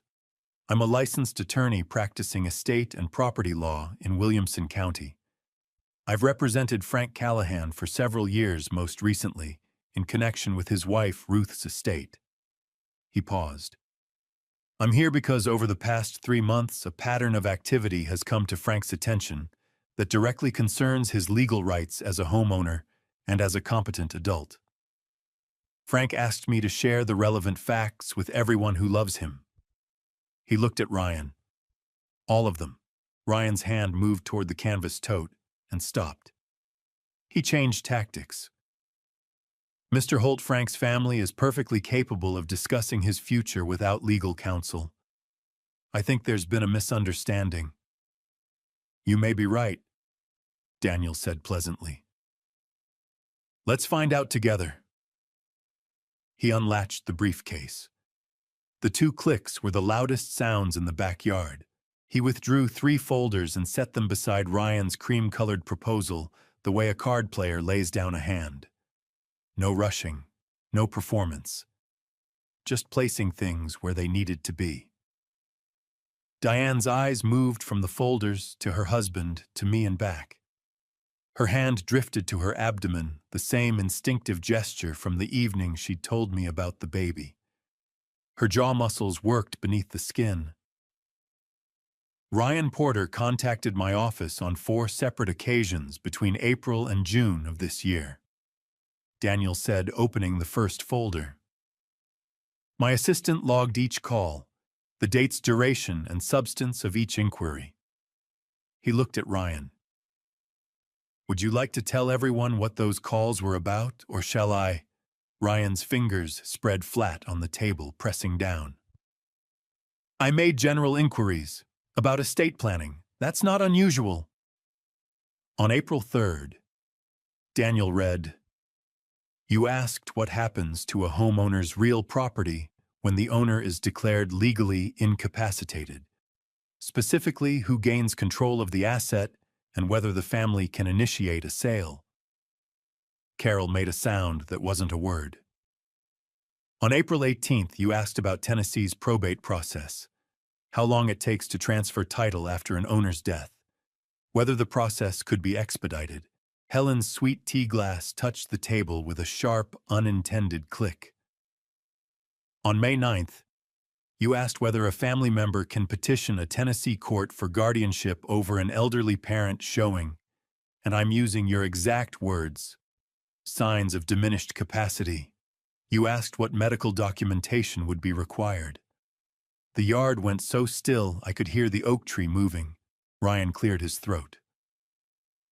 Those were hypothetical. I work in real estate. I think about these things professionally. Mr. Porter. Daniel's voice didn't rise. It didn't need to. I've practiced law in this county for 29 years. Hypothetical questions about a specific elderly homeowner's incapacity, asked by that homeowner's son-in-law over 3 months, are not hypothetical.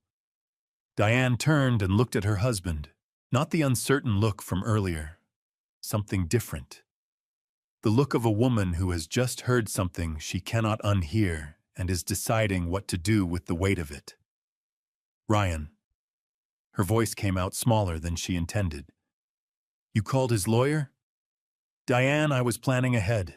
For us. For the baby. You called my father's attorney, she said, and asked how to have him declared incompetent.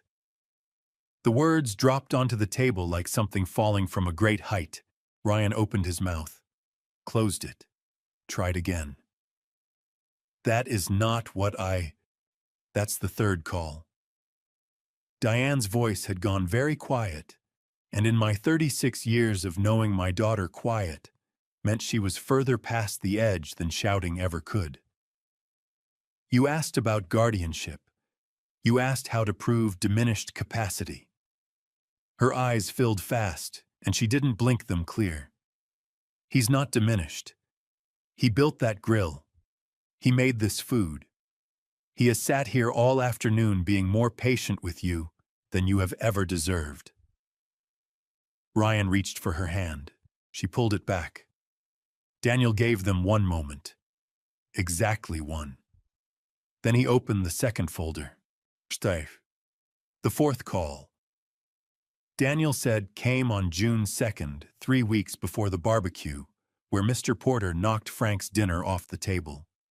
He said it plainly, without inflection, without editorial. Just a fact in a sequence of facts. But the timing of it landed in the yard like a stone in still water, and the ripples went out in every direction.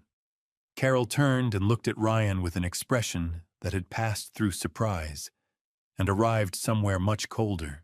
Kevin set both elbows on the table and leaned forward, his jaw tight in the way young men's jaws get when they're angry and have been taught not to show it. On June 2nd, Daniel said, reading from the log, Mr. Porter asked whether a durable power of attorney could authorize the sale of real property while the original owner was still living, specifically if that owner had been moved to a memory care facility.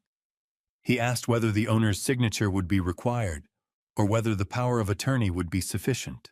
Margaret Briley put both hands flat on the table and said, Lord have mercy.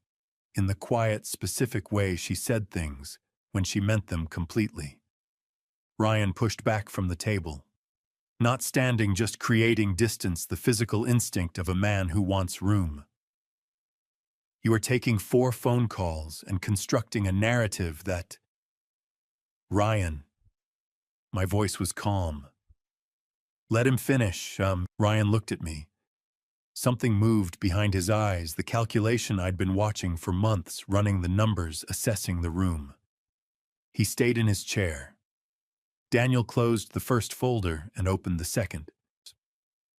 Frank, Daniel said, looking at me. In August, you informed me that Ryan Porter had made several visits to your home in which he raised the topic of selling the property.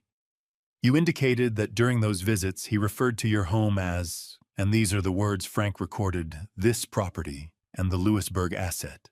He reached into the second folder and withdrew a single printed page, a transcript. Under Tennessee Code, Annotated Section 39-13-601 Tennessee is a one-party consent state with respect to the recording of conversations. This means that a participant in a conversation may legally record that conversation without the knowledge or consent of the other parties. He set the transcript on the table. Frank was a participant in these conversations. The recordings are legally obtained. Ryan stared at the transcript. The color that had come back into his face after the initial shock began to drain again slowly, like water finding its level. The first recording, Daniel said, is from a Tuesday afternoon in late July. Mr. Porter visited Frank at his home unannounced. During that visit, Mr. Porter referred to Frank's home as the Lewisburg asset and stated, and I'm quoting directly, "You're sitting on a significant piece of real estate, Frank. At some point, the smart move is to liquidate and simplify." He looked up from the transcript. Liquidate. That's the word he used. About the house where Frank and Ruth Callahan raised their daughter. Helen reached over and took Margaret's hand. The second recording, Daniel continued, is from a phone call in early August. Mr. Porter called Frank and raised the subject of the Green Hills facility. During that call, Mr. Porter stated, and again I'm quoting, "They have a waiting list, so if you're even considering it, we should probably get your name on it sooner rather than later." He closed the second folder. Diane had both hands in her lap, now pressed flat against her thighs. Tears were running down her face without any corresponding sound, the specific kind of crying that happens when someone is too stunned to make noise, when the body is expressing something the mind hasn't finished processing. She was looking at Ryan with an expression I had never seen on my daughter's face in 36 years. It wasn't anger, it was grief. The particular grief of someone realizing that a thing they trusted was not what they believed it to be. "Diane," Ryan said, turning to her. His voice had shifted again. The professional smoothness was gone, now replaced by something more urgent, more personal. "Diane, listen to me. Everything I did because I was worried. About the future. About our family. About what happens if Frank needs care and we're not prepared. You called his lawyer and asked how to take his house," Diane said. Her voice was barely above a whisper, but every person at the table heard it perfectly. "While he was inviting us to dinner every Sunday. While he was cooking for us. While he was..." She stopped, pressed the back of her hand against her mouth for a moment, then took it away. "Ryan, he still uses Mom's recipe. Every single Sunday. He still makes her food. At her table. And you were standing in his driveway, taking pictures of his roof." Ryan's mouth opened. Carol said quietly, but with total clarity, "Don't." Ryan closed his mouth. Kevin stood up from the table. Not aggressively, he just stood the way people stand when they need to do something with their body that sitting won't accommodate. He walked to the edge of the patio, and stood with his back to the table, hands on his hips, looking out at the yard. Walter had not moved, had not changed expression. He sat at the end of the table with his thermos and his predator's cap, and the complete stillness of a man who had already said everything he was going to say before he sat down. Ryan looked around the table. He looked at Carol, who was looking at the tablecloth. He looked at Helen, who was looking at Margaret. He looked at Kevin's back. He looked at Walter, who met his gaze with the flat, steady attention of a man who is not impressed and is not pretending to be. Ryan looked at me. "Frank," he said, and now his voice had something in it I hadn't heard before. Not warmth, not calculation, but something thinner. Something that sounded almost like a man who has just understood something about where he is.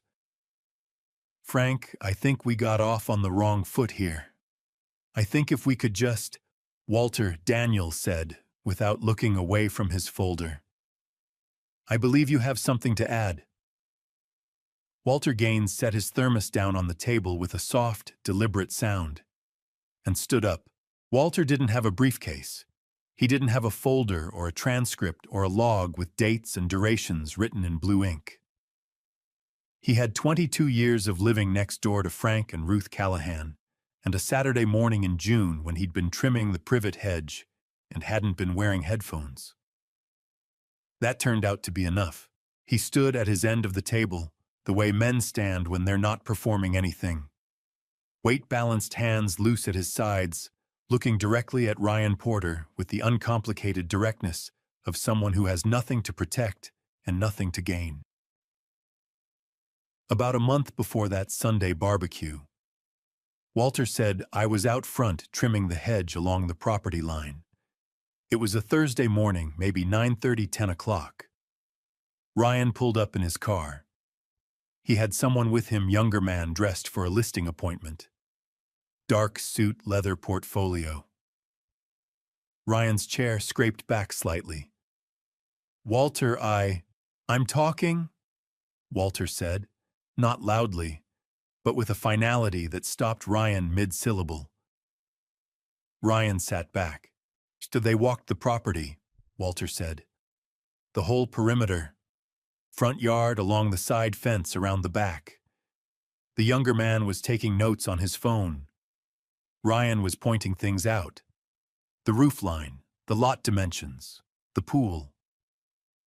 Walter paused, and in the pause, the oak tree moved and the September light shifted across the yard. "I figured maybe they were getting an estimate on repairs. I almost let it go." He looked directly at Ryan. Then I heard what Ryan said to the younger man. Walter's voice was even factual, the voice of a man giving a deposition. He said, "Once the old man moves into assisted living, this place will sell for close to $1 million. Chad, I need you to run the comps by next week." Diane made a sound, like the air going out of something. Carol's hand came down on the table, flat hard, not a slam, but close. She pressed her palm against the wood and breathed. Margaret Briley stood up from her chair. She was 71 years old, and she stood up the way people stand up when something has been said that requires them to be on their feet. She didn't say anything. She just stood there, one hand resting on the table, looking at Ryan Porter, with an expression that Ruth would have recognized immediately, because Ruth had worn the same expression on occasion, the expression of a woman who has extended grace further than it deserved and has now arrived at the end of it. Ryan's face had gone the color of old concrete. That is, I was speaking loosely. It was a professional conversation about— "You called me the old man," I said. My voice came out quieter than I expected. Not angry, just present. Just there, sitting in the middle of the yard, where 30 years of Sunday afternoons had happened. Ryan looked at me, and for 1 second, just one, the performance dropped entirely. The smooth real estate agent, the concerned son-in-law, the man with the folders and the rehearsed warmth, all of it fell away, and what was underneath was something much simpler. A man who had been caught. "Frank, You were standing in my driveway, I said, telling someone my house would pay for your next deal. And then you came inside and ate my food and told me you were worried about my future. The yard was quiet enough that I could hear the sweet tea settling in the pitcher. Kevin turned around from the edge of the patio. His face was red at the cheekbones the way faces get when someone has been holding anger in for a while and the container is getting full. Walter sat back down. His part was done. He picked up his thermos and poured the last of his coffee into his mug with the unhurried manner of a man who has said what needed saying and is now prepared to let the rest of it unfold. Daniel reached into the third folder. The young man Ryan was speaking to, Daniel said, was identified by his business card, which he left in Mr. Callahan's mailbox on the morning of the property walk. His name is Chad Ellis. He's a licensed real estate agent with Compass Real Estate here in Franklin. Daniel set a copy of the business card on the table, the same card Walter had handed me on that Saturday morning, now enlarged and printed on white paper. Mr. Ellis was contacted as part of the process of preparing these materials. Ryan went rigid. The back gate opened. It made the same mild creak it always made. Every head at the table turned. Standing at the gate, one hand still on the latch, was a young man in a dark suit, 34 years old, leather portfolio under his arm. His face was flushed and uncomfortable in the way faces get when a person has made a decision that took courage and is now standing on the other side of it, wondering whether the courage was sufficient. Chad Ellis stepped into the backyard. He stopped a few feet inside the gate. He looked at the table. He looked at Ryan. He looked at the copy of his business card sitting on Ruth's picnic table in the September afternoon light, and something in his expression, some last remnant of the ambitious young real estate agent who'd walked this property in June taking notes on his phone, collapsed inward on itself. "I'm sorry," Chad said. His voice was thin and strained, the voice of someone who had rehearsed this moment and found that the rehearsal hadn't fully prepared him. He wasn't looking at Ryan when he said it. He was looking at Diane. Diane stared at him with red-rimmed eyes and a face that had been through too much in the last 20 minutes to have room for surprise. "Who are you?" Carol asked, though she clearly already understood. "He's the man Ryan hired to value this house," I said. So Ryan would know what he was going to make when he sold it. Chad's jaw tightened. He nodded once, like a man accepting a sentence that was fair even if it was painful. "I pulled the comps," he said. "Ryan asked me to run numbers on the property. I didn't at the time, I didn't know." He stopped, pressed his lips together, tried again. "When I realized that the owner was still living here, that nobody had talked to him, that it wasn't..." He exhaled. "I told Ryan I was out. 2 months ago. I told him I wasn't going to be part of it." Ryan's voice came out sharp and stripped of everything that had made it useful to him all afternoon. "Chad, you don't need to be here. This is a private..." "Ryan." Chad looked at him with the specific weariness of someone who has spent 2 months feeling bad about something and is done with the feeling.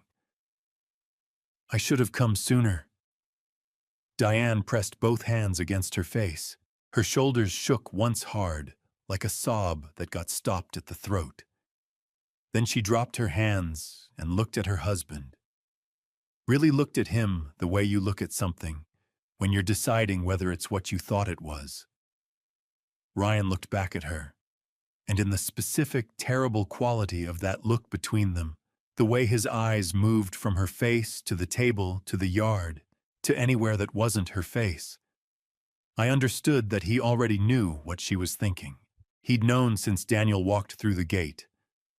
Daniel closed the third folder, set his pen down, folded his hands on the table with the composed, unhurried manner of a man who has said everything that needed saying in this portion of the proceeding, and is prepared to be patient with whatever comes next.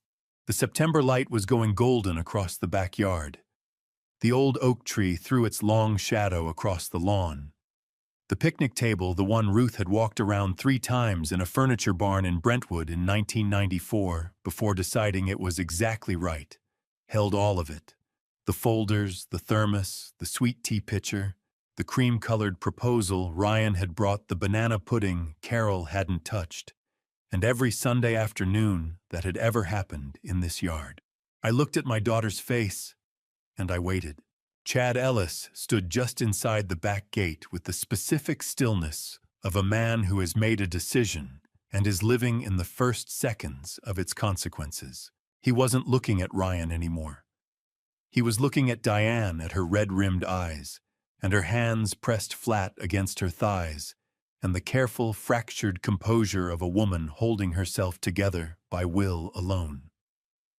Something in Chad's expression said he understood more clearly than he'd expected to exactly what his involvement had cost this family. "Mr. Ellis," Daniel said. "Thank you for coming." Chad nodded tightly. He walked to the edge of the patio, not sitting, just standing with his portfolio under his arm, like a man who hasn't decided yet whether he's earned the right to take a chair. 3 months ago, Chad said, Ryan came to me with what he described as a pre-market opportunity, a property on Lewisburg Pike. He said the owner was an elderly relative who was considering a transition to assisted living, and that the family wanted to be prepared when that happened. He paused. He said the owner was aware. Carol looked at the tablecloth and said something under her breath that I chose not to hear clearly. So I ran the comparables, Chad continued.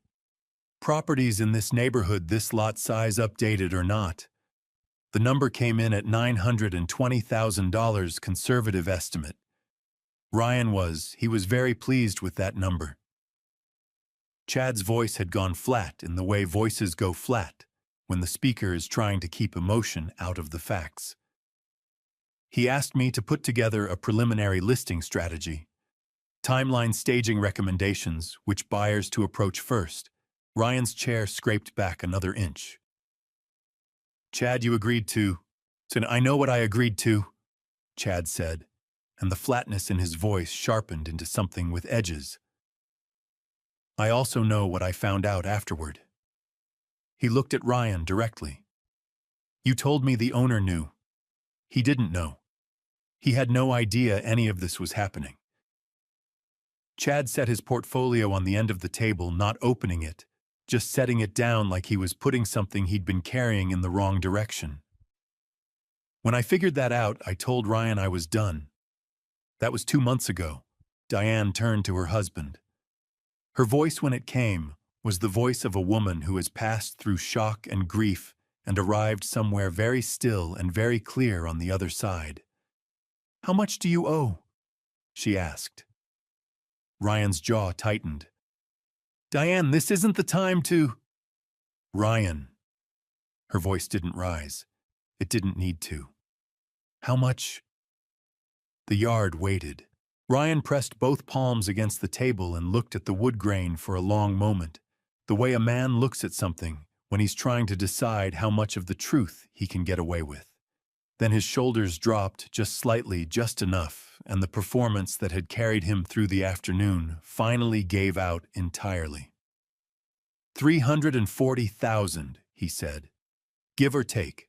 The number landed on the table beside Daniel's folders, and Ryan's cream-colored proposal, and Walter's thermos, and Carol's untouched banana pudding, and it sat there in the September afternoon light for everyone to look at. Helen exhaled slowly through her nose. Margaret closed her eyes for 1 second, then opened them. Kevin turned around from the edge of the patio. His face had gone past red and arrived at something quieter and more serious. He walked back to the table and sat down, and the way he sat, straight, deliberate, said he was staying for the rest of this. Daniel opened the third folder and withdrew a single document, a partial credit record obtained through a civil records request, filed as part of preparing Frank's legal defense. Under Tennessee law, An attorney acting on behalf of a client may request financial records relevant to an ongoing legal matter. Daniel didn't read from it. He simply placed it face up on the table where anyone who wanted to could see it. $340,000. A development investment in Rutherford County that had gone sideways 18 months ago. A repayment deadline of December 31st, 2024. Ryan had needed a $1 million house sold by the end of the year. He had needed it badly enough to stand in his father-in-law's driveway in June and tell a real estate agent that the old man just needed to end up in assisted living. Carol stood up from her chair. She didn't say anything to Ryan. She walked around the end of the table and stood behind my chair and put both hands on my shoulders the way she used to put her hands on my shoulders when we were children, and something had frightened her, and she needed to be near something solid. I reached up and put one hand over hers. Diane looked at her husband across the table. The tears on her face had dried.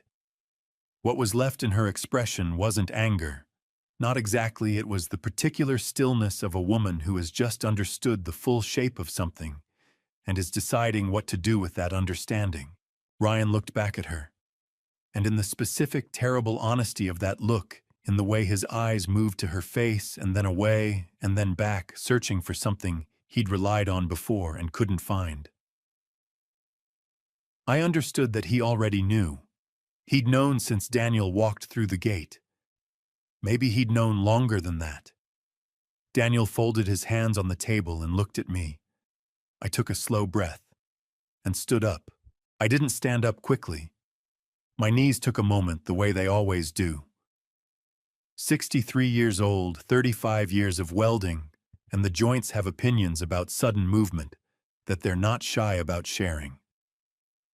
Carol kept her hands on my shoulders until I was fully upright, and then she stepped back and gave me the space. I looked at the picnic table, not at Ryan, not at Daniel or his folders, not at Diane or Walter or Chad Ellis, still standing near the gate. I looked at the table itself, the wood grain weathered silver gray from 30 Tennessee summers, the surface smooth in the places where plates and elbows and coffee cups had worn it down rougher at the edges where the weather had worked on it. The teak oil I'd applied on Tuesday had given it back some of its color, but not all of it. Some color only comes from time. Ruth had walked around this table 3 times in a furniture barn in Brentwood before she decided it was the one. I'd stood there waiting, hands in my pockets, watching her circle it, and finally I'd said, "Ruth, it's a table." And she'd looked at me with that particular look she had, patient, affectionate, and entirely certain that I was missing the point, and said, "Frank, it's where the family happens." I hadn't fully understood what she meant until now. 30 years ago. I said, "Ruth brought this table home in the back of my truck. We set it up in this yard on a Saturday afternoon, and the following Sunday we had the first barbecue. Diane was 6 years old. She ate so much corn on the cob she got sick, and Ruth held her hair back and didn't say a word about it being her own fault for eating 6 ears." I paused. That's the kind of woman she was. Margaret made a sound that was half laugh and half something else entirely. Then every Sunday since then, I said, "This table has been here. Through 20 years of Ruth's potato salad and my dry rub. Through Diane's graduation and her first job and the Sunday she brought Ryan home for the first time." And I shook his hand and thought, well, he seems all right. I let that sit for a second. Through Ruth's diagnosis and the Sundays that got quieter after that, and the Sunday we didn't have because she was gone. My throat tightened. I let it. And the Sundays I kept having anyway, because she told me to. Because she said the table was where the family happens, and she wanted the family to keep happening, even after she wasn't in it anymore.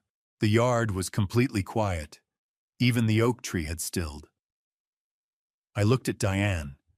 She was looking back at me with her mother's eyes wet and wide and full of something that had been building for longer than this afternoon.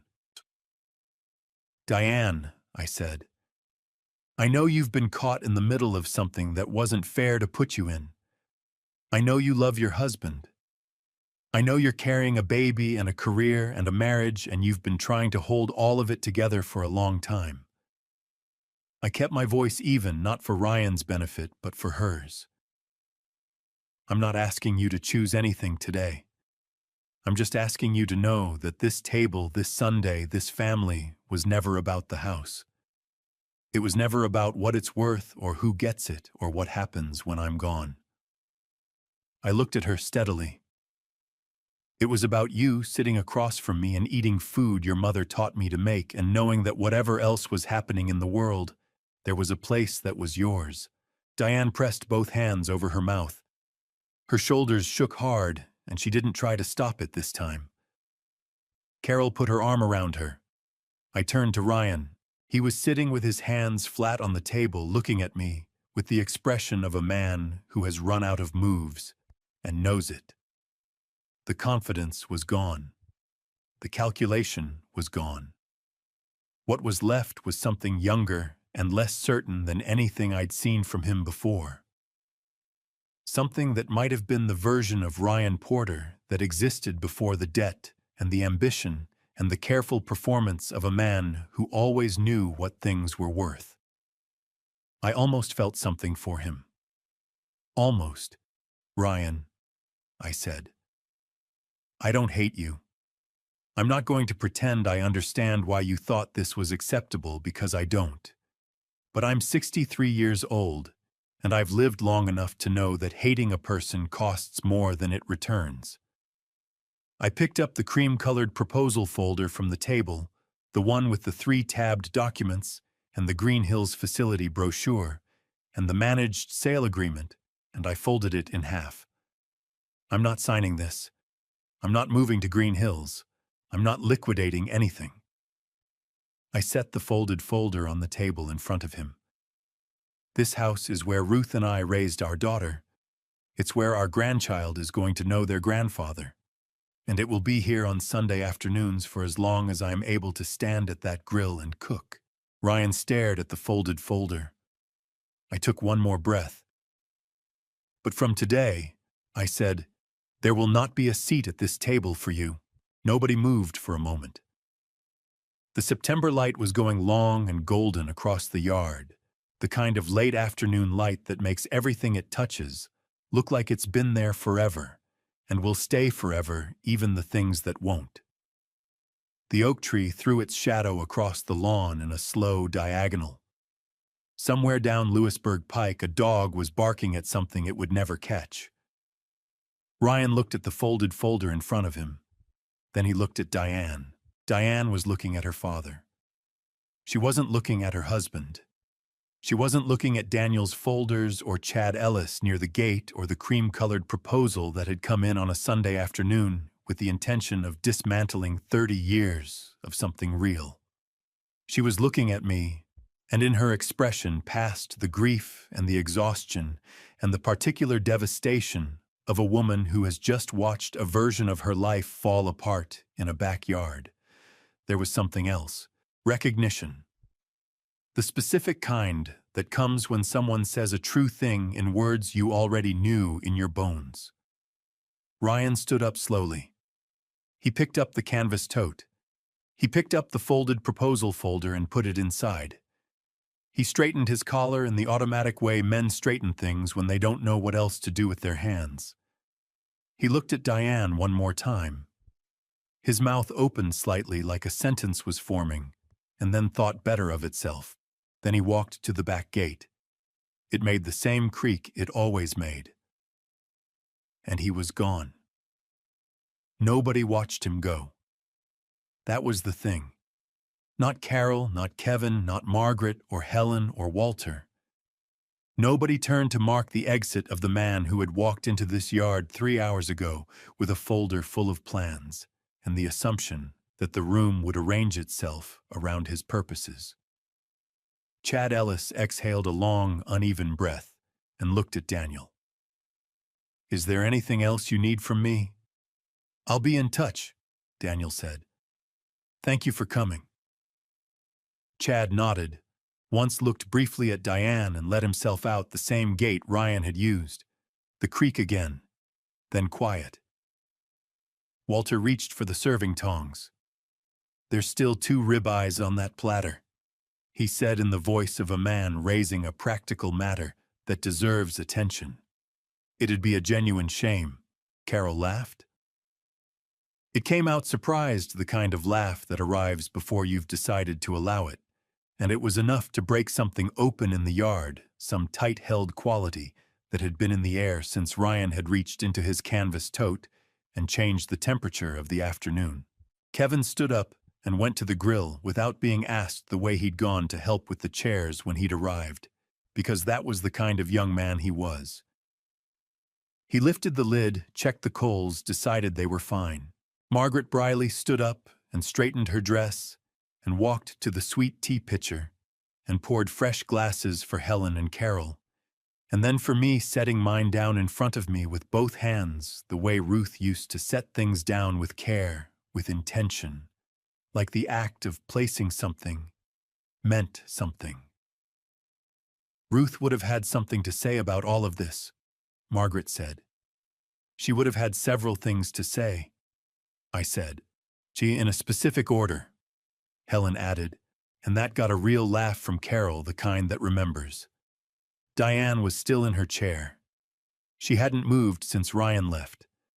Her hands were in her lap, turned palms up the way hands rest when the body has stopped bracing for something and doesn't quite know what to do with the relief.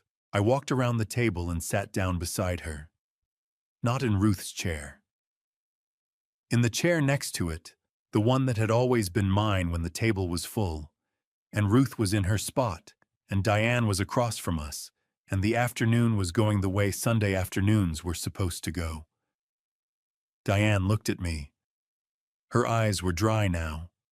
Something had shifted in her face, not settled, not resolved, nothing that simple, but present. Here, in this yard, on this Sunday, at this table. I don't know what I'm going to do, she said. Her voice was quiet and honest, the way voices get when they've stopped performing anything. You don't have to know today, I said. She looked at her hands in her lap. The baby's going to need a grandfather. The baby's going to have one, I said. Every Sunday, right here. She reached over and took my hand. Not dramatically, just took it the way people take hold of things they need to hold on to, and held on. Walter set a plate down in front of me. A ribeye medium with a dark crust from Ruth's Dry, rubbed the brown sugar, giving it that particular sweetness that made people close their eyes on the first bite. A baked potato on the side. Corn.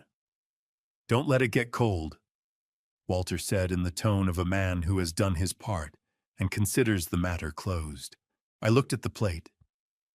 Then I looked at the table, at Carol and Kevin and Margaret and Helen, settling back into their chairs, at Daniel, closing his briefcase with 2 quiet clicks, at Walter sitting back down at his end with his thermos and his cap. At Diane beside me, holding my hand, looking at the yard where her mother had spent 30 years building something worth protecting. I picked up my fork. The food was hot. The evening was warm. The oak tree held its ground against the September sky, the same way it had held it for 30 years, through everything. I took the first bite, and it tasted exactly like Sunday was supposed to taste. There's something I've learned from all of this, something I should have understood 30 years earlier, but needed a ruined plate of food and a pool full of car keys to finally see clearly. Kindness is not the same as permission, and keeping the peace is not the same as having it. I spent years telling myself that staying quiet was protecting my family. But silence isn't protection. It's just a slower way of losing. If I could go back and give myself one piece of advice, it would be this: don't do what I did. Don't wait until someone is standing in your driveway pricing your life before you decide it's worth defending. I believe God puts the right people in the right place at the right time. Walter was trimming that hedge for a reason. Daniel picked up that phone call for a reason.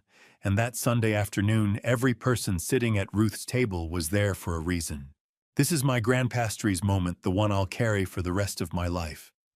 Not the confrontation, not the folders or the recordings or Ryan walking out that gate.